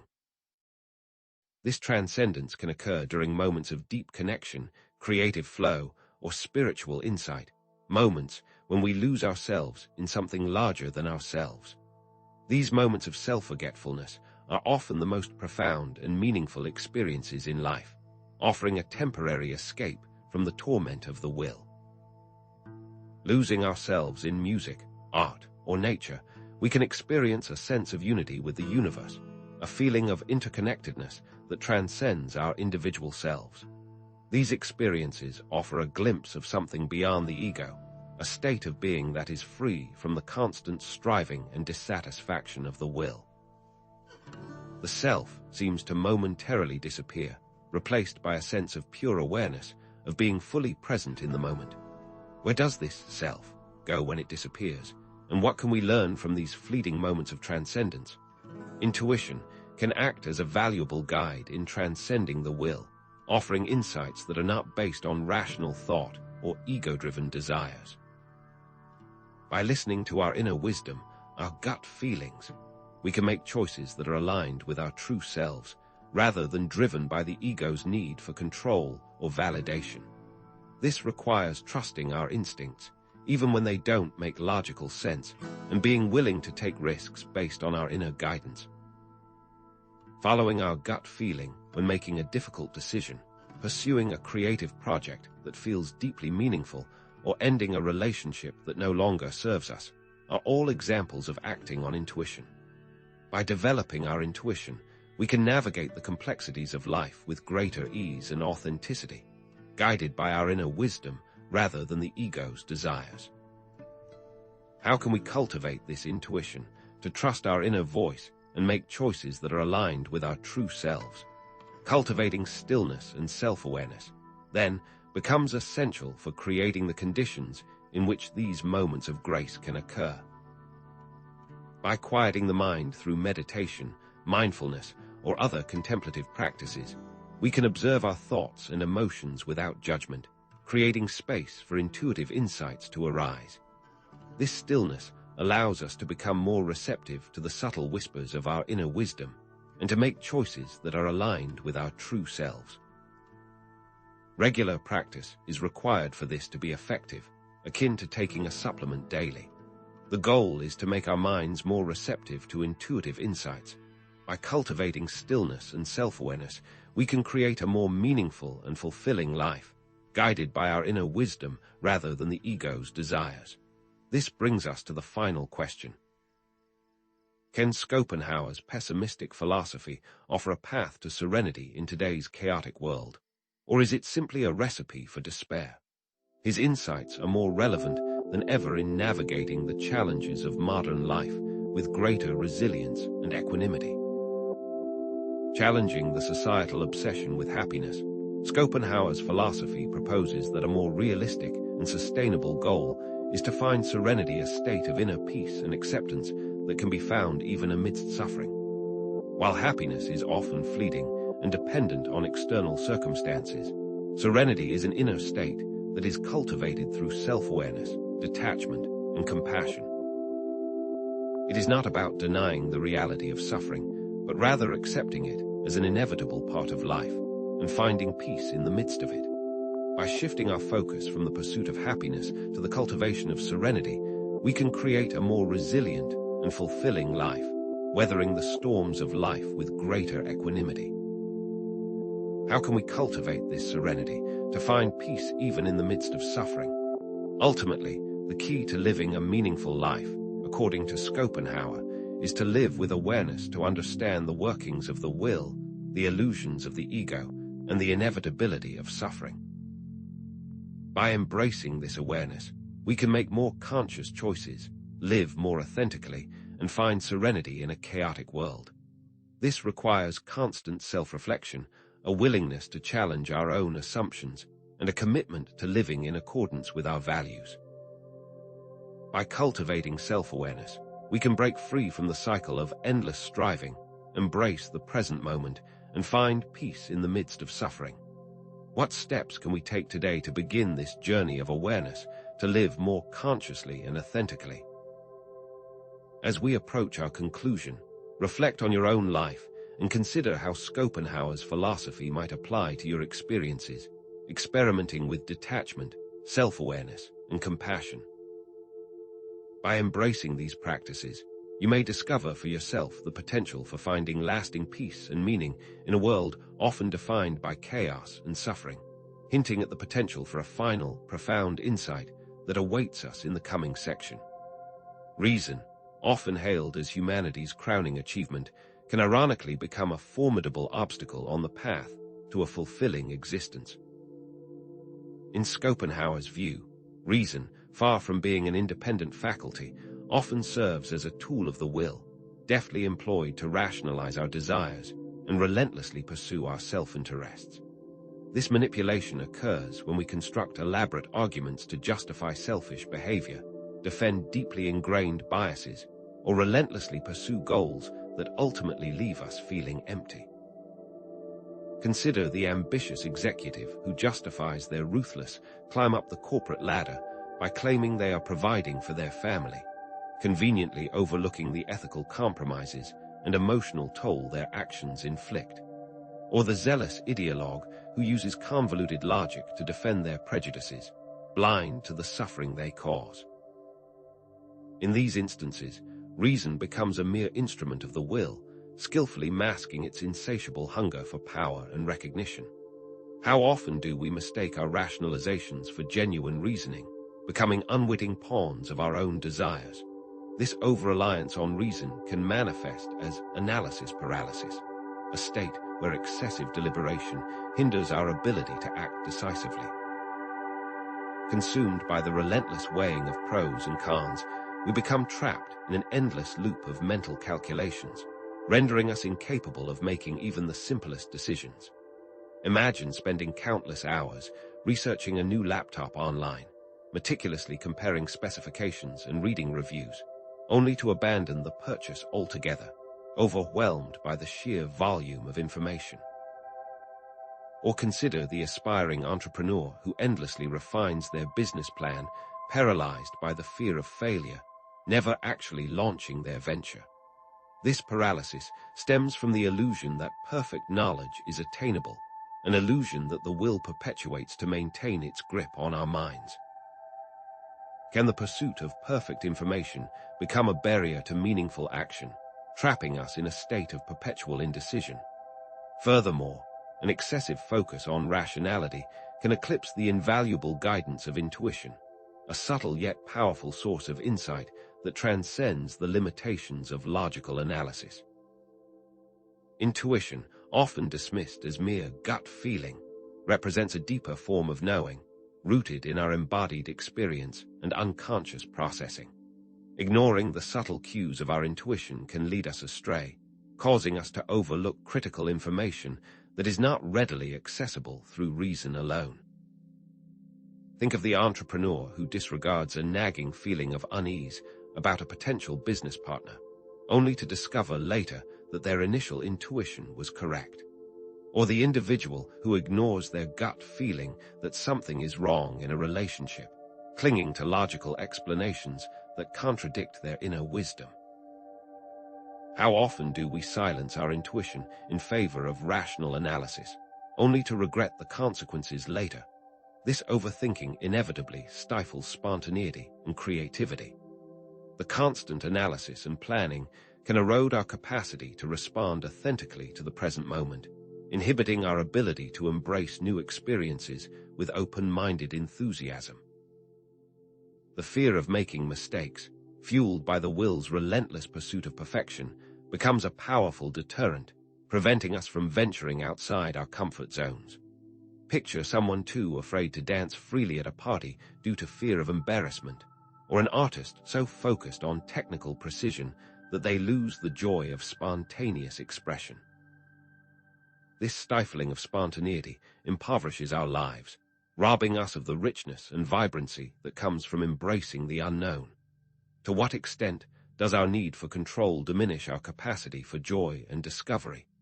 Challenging the assumption that certainty is both attainable and desirable, it's important to recognize uncertainty as an intrinsic aspect of the human experience. The pursuit of complete certainty is not only futile but also counterproductive, leading to anxiety, rigidity, and a diminished capacity for adaptation. Consider the individual who clings to a rigid belief system, unwilling to entertain alternative perspectives, creating a self-imposed prison of intellectual stagnation. Or the person who demands absolute guarantees before making any decision, missing out on valuable opportunities due to their fear of the unknown. Recognizing that uncertainty is the norm allows one to avoid a great deal of anxiety. Embracing the inherent ambiguity of life allows for the release of the need for control. Is it possible to find freedom in the face of the unknown, to embrace uncertainty as an opportunity for growth and discovery? Embracing this ambiguity can paradoxically lead to greater peace of mind. Accepting that definitive answers are often elusive frees us from the relentless pursuit of control, fostering a sense of openness to new possibilities and unexpected outcomes. It allows us to navigate life with greater flexibility and resilience, adapting to changing circumstances with grace and equanimity. Consider someone finding comfort with not knowing what their career path will be and trusting they will find something fulfilling. Or a traveler embracing the detours and unexpected encounters that arise on a journey, rather than rigidly adhering to a pre-planned itinerary. This acceptance allows us to appreciate the richness and complexity of life, embracing the unknown with curiosity and wonder. How can we cultivate this comfort with ambiguity to find peace amidst the uncertainties of life? Adaptability becomes a far more valuable asset than the illusion of predictability. As the world becomes increasingly complex and unpredictable, the ability to adapt to changing circumstances becomes essential for navigating challenges and thriving in the face of adversity. Those who cling to rigid plans and expectations are more likely to be overwhelmed and defeated by unexpected events, while those who embrace flexibility and resilience are better equipped to weather the storms of life. Someone who loses their job but views it as an opportunity for growth, or a team adapting to a project change with enthusiasm demonstrates this skill. Cultivating adaptability empowers us to navigate life with greater confidence and grace, embracing change as an opportunity for growth and transformation. How can we cultivate this adaptability to thrive in a world of constant change? Trust in ourselves and in the unfolding process of life becomes paramount. When we cultivate a deep sense of trust, we release the need for constant control, allowing life to unfold with greater ease and flow. This trust is not a passive resignation, but an active embrace of the inherent intelligence of the universe, a belief that things will ultimately work out for the best, even when the path ahead is unclear. Envision a tightrope walker trusting their balance and training, or a student trusting that their hard work will lead to success. This trust becomes a source of strength and resilience, empowering us to overcome challenges and navigate life with greater confidence and joy. It must be understood that uncertainty is a key aspect of the will. However, this can be seen as an opportunity to experience a more complete life.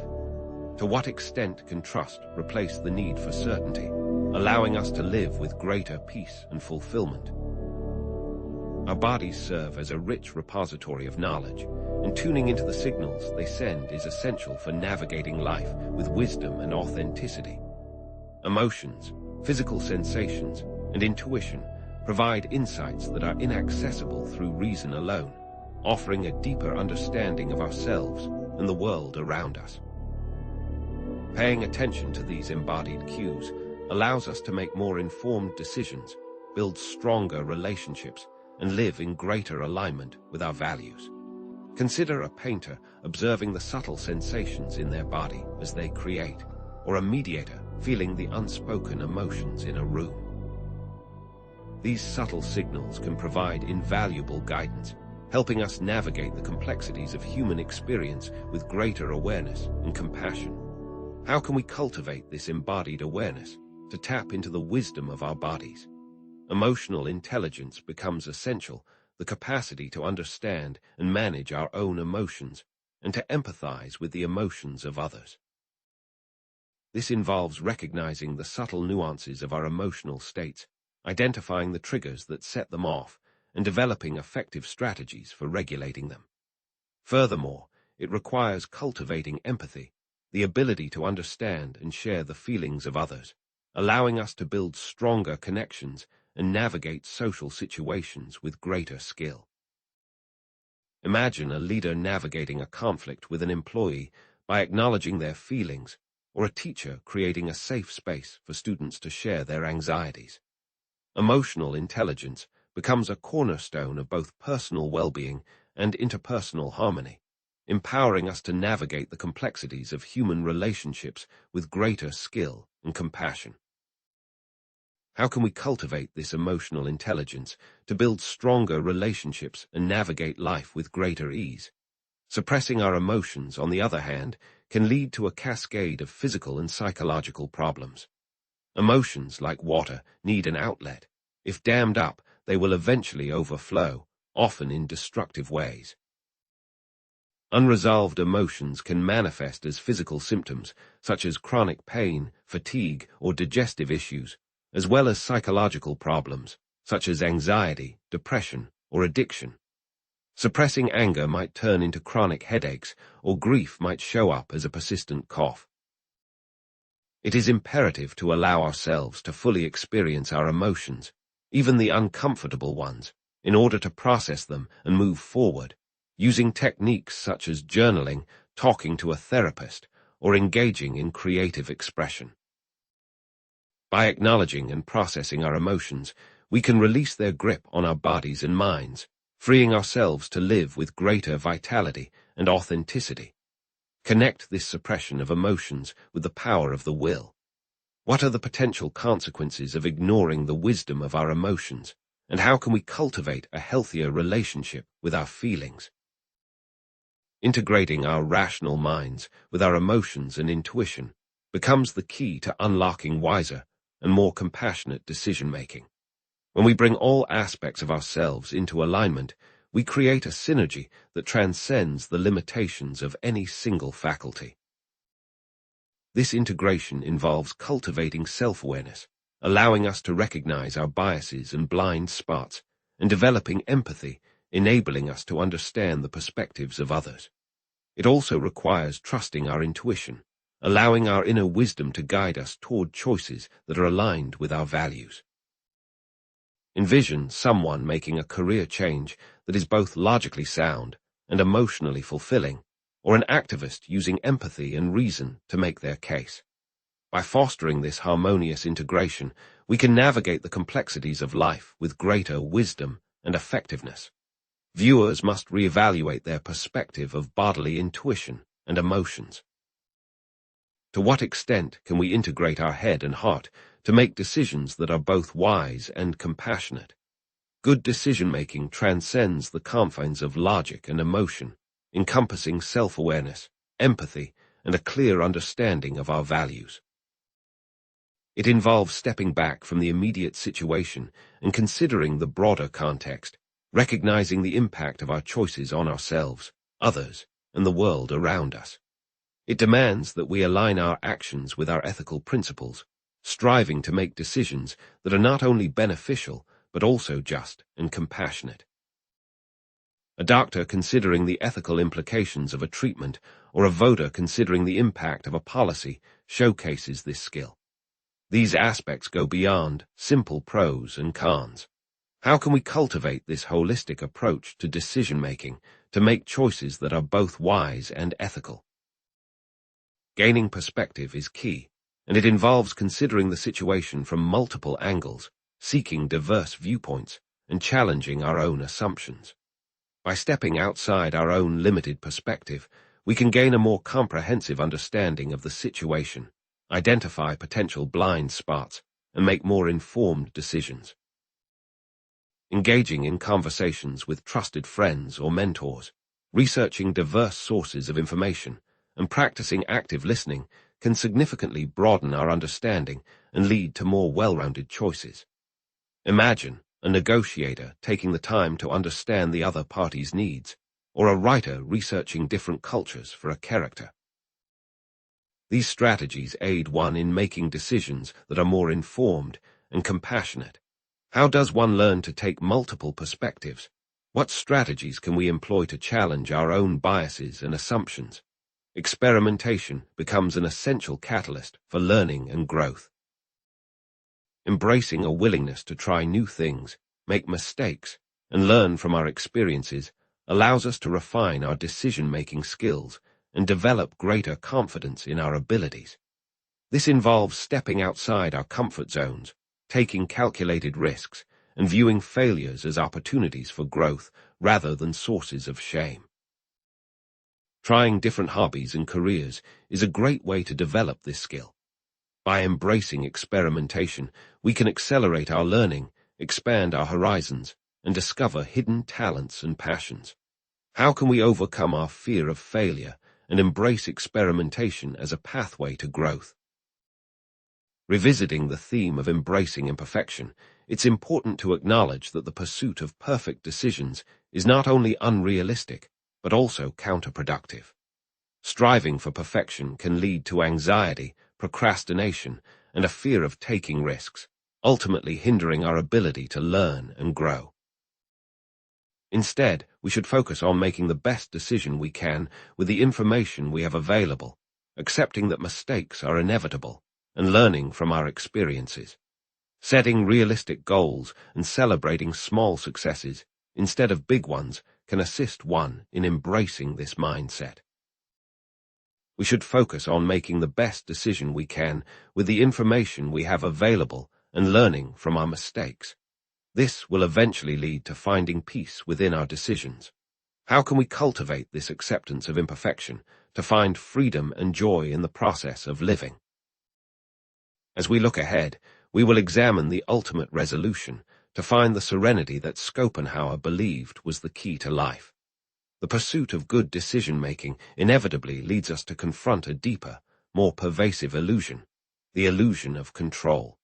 How much of our lives do we actually govern, and how much is simply a dance with the unpredictable currents of existence?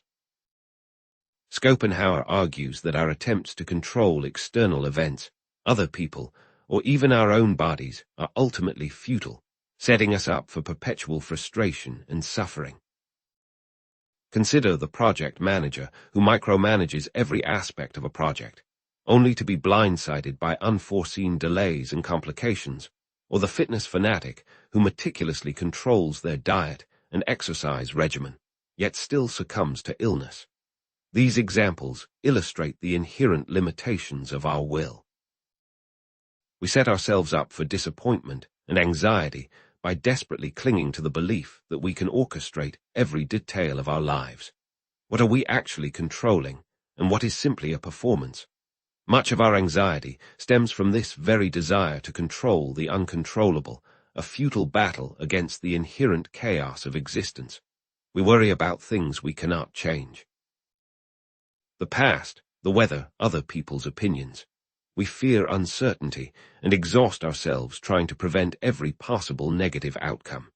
Yet, as the Stoic philosopher Epictetus observed, there is only one way to happiness, and that is to cease worrying about things which are beyond the power of our will.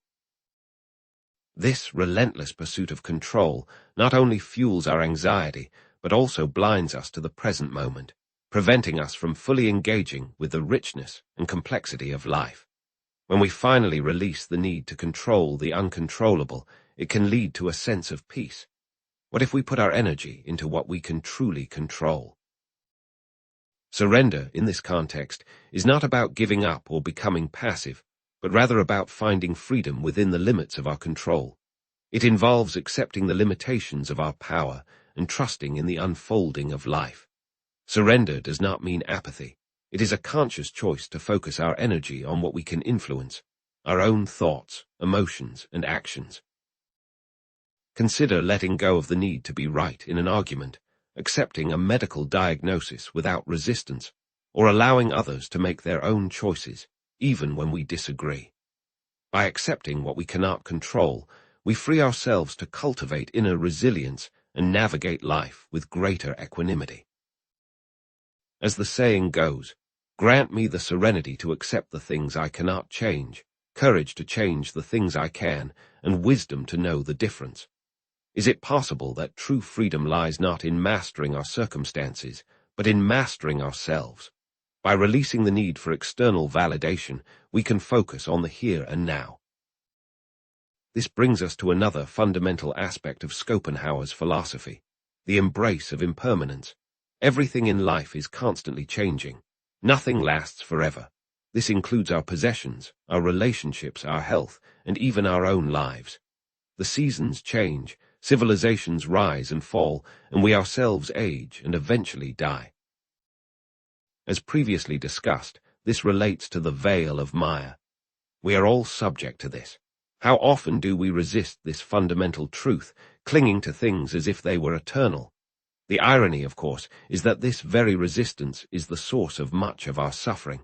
If we are attached to possessions, we will be sad if we lose them. If we are obsessed with staying young, we will be disappointed as we age. Our attachment to impermanent things is the primary source of our suffering. The more attached we are, the more we suffer when those things inevitably change or disappear. The grief of losing a loved one, the pain of losing a job, the disappointment of seeing our physical abilities decline all stem from our resistance to the transient nature of existence.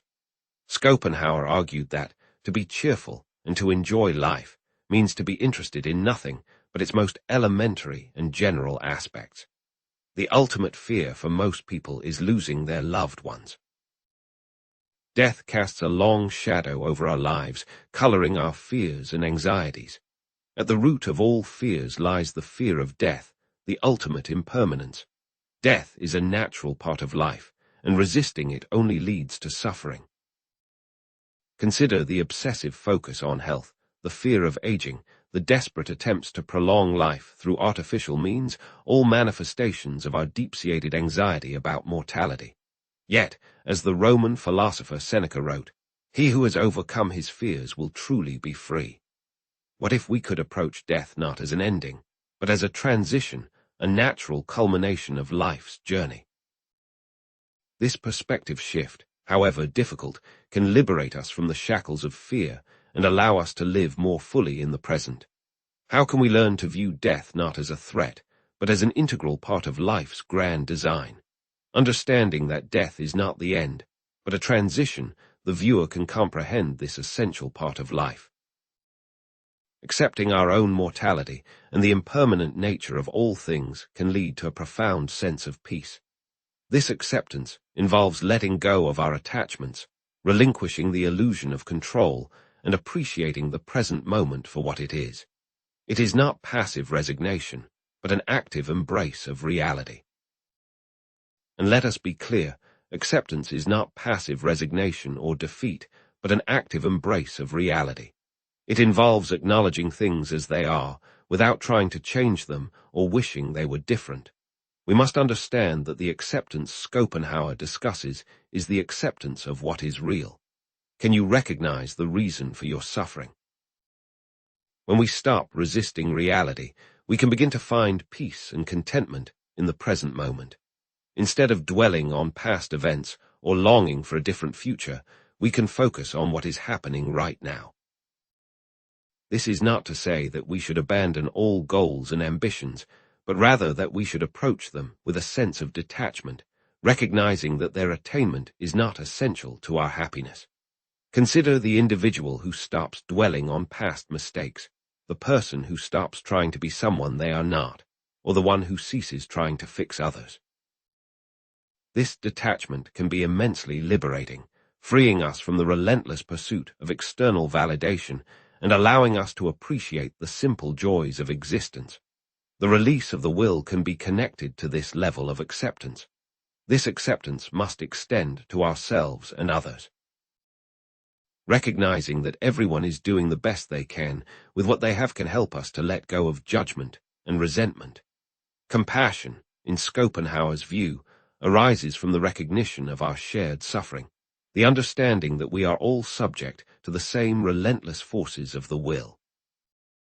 By cultivating empathy and understanding, we can break down the barriers that separate us and create a more compassionate and just world. Compassion is the result of accepting yourself and others. If you can't forgive yourself, you can't forgive anyone else. Acceptance is not easy, but it is a skill that can be developed through practice and self-awareness. Through mindfulness, meditation, and introspection, we can cultivate a deeper understanding of ourselves and the world around us, enabling us to approach life with greater wisdom and equanimity.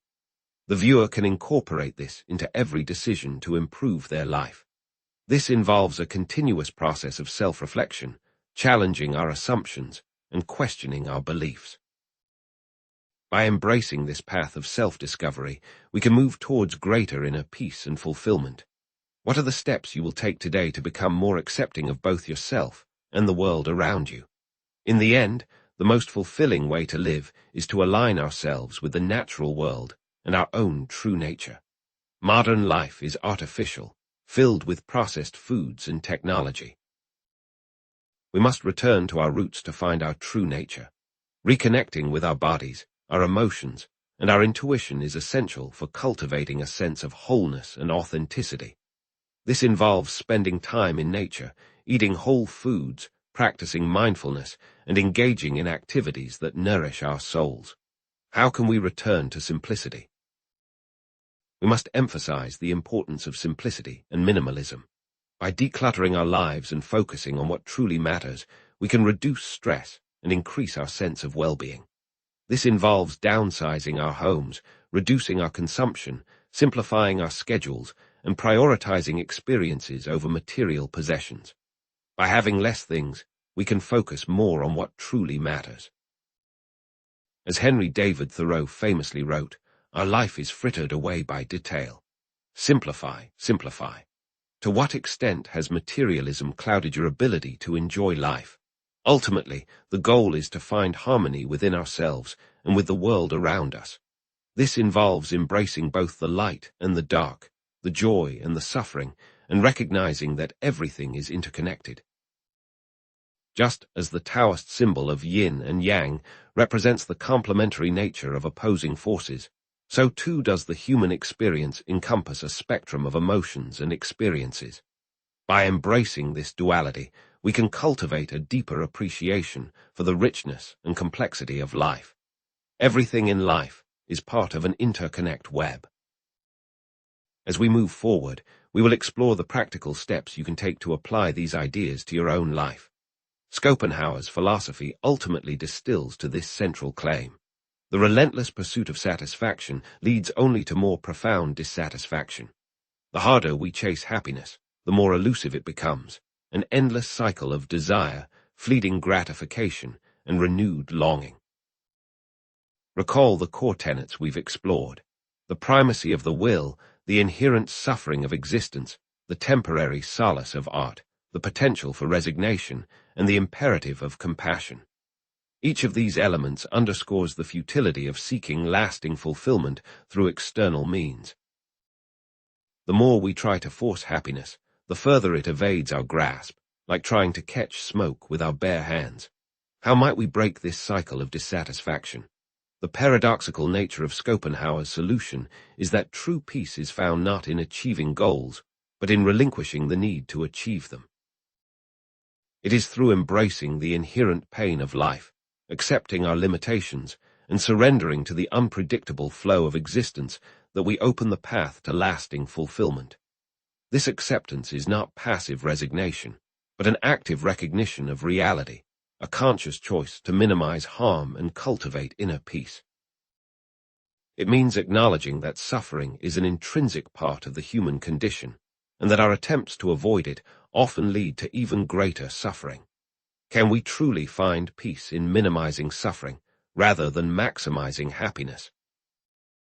All the solutions offered by society, wealth, status, relationships ultimately fail to deliver lasting happiness because they are all driven by the insatiable will. The pattern is always the same.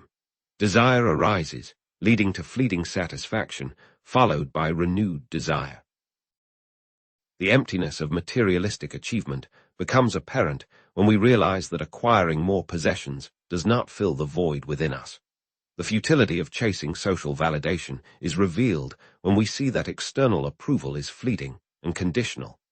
The unavoidable pain of human relationships stems from conflicting desires and unmet expectations. The pattern to be emulated is: understand the will, embrace resignation, and cultivate peace.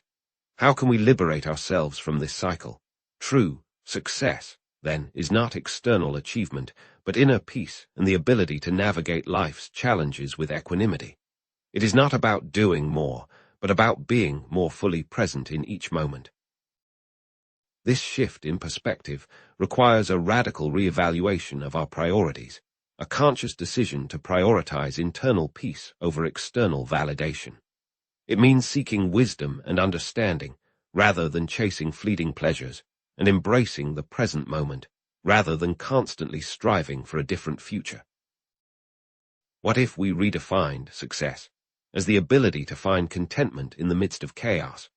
Schopenhauer's philosophy offers a profound critique of modern society's emphasis on productivity, consumerism, and the relentless pursuit of happiness.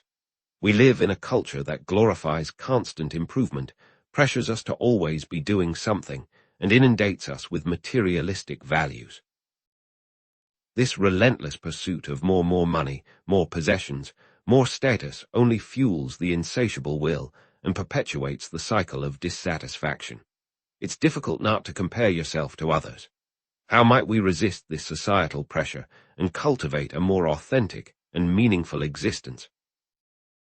We can also reframe Schopenhauer's pessimism as a call to ethical living, emphasizing compassion and minimizing harm to others. Even in a world seemingly devoid of inherent meaning, true meaning can be found by alleviating suffering, not from pursuing personal gain. The value of empathy and kindness lies in our shared human experience.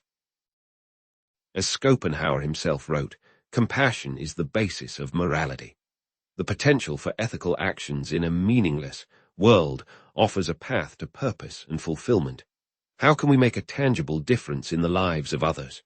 It is vital to reevaluate our own values and priorities.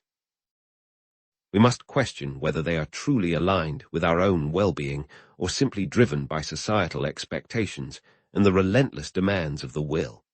This requires honest self-reflection, a willingness to identify our driving desires, and a conscious redirection towards inner peace. What are your true motives? How many choices are driven by the desire for social validation? The ultimate goal is to reframe pessimism.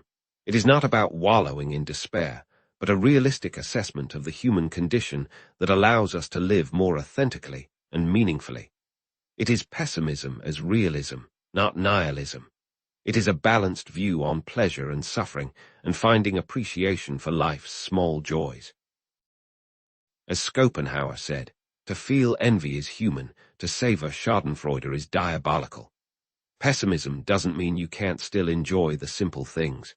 By resolving earlier discussions of art and compassion, while they offer temporary relief from the will, they also point to a deeper truth, the interconnectedness of all beings and the potential for transcendence. Art's ability to momentarily suspend the will's demands provides a glimpse of a reality beyond our desires.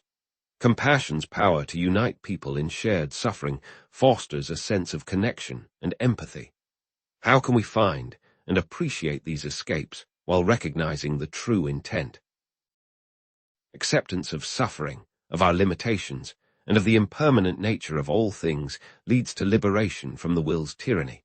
The challenge is to embrace our imperfections and our limitations. We must surrender to the unpredictable flow of life and ultimately let go of the illusion of control. As Schopenhauer wrote, the denial of the will is the beginning of all wisdom. Can we find true liberation through acceptance? In resolving our initial question, true happiness is not an attainable goal, but rather a byproduct of living in accordance with Schopenhauer's principles. A fulfilling life is possible, even in the face of suffering. We must learn to find peace within. Traditional happiness is built on a flawed desire, but there is hope. How can we find this internal peace and cultivate joy? Finally, we must release the tension from the will. By recognizing that our actions are largely determined by the will, we can paradoxically release ourselves from its grasp and find internal liberation. As Schopenhauer noted, man can do what he wills, but he cannot will what he wills.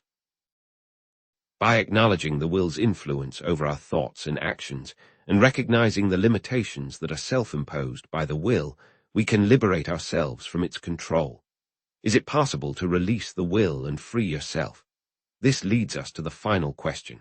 Can Schopenhauer's philosophy offer a viable path to navigating the complexities of the 21st century?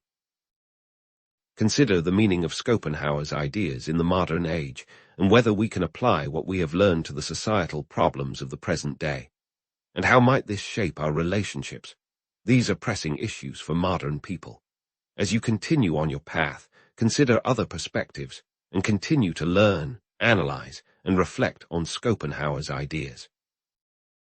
The challenge is to take what you have learned and apply it to your everyday decisions. There is no easy way to live, but through acknowledgement, growth, and awareness, we can become better. Keep this in mind as you consider your personal journey.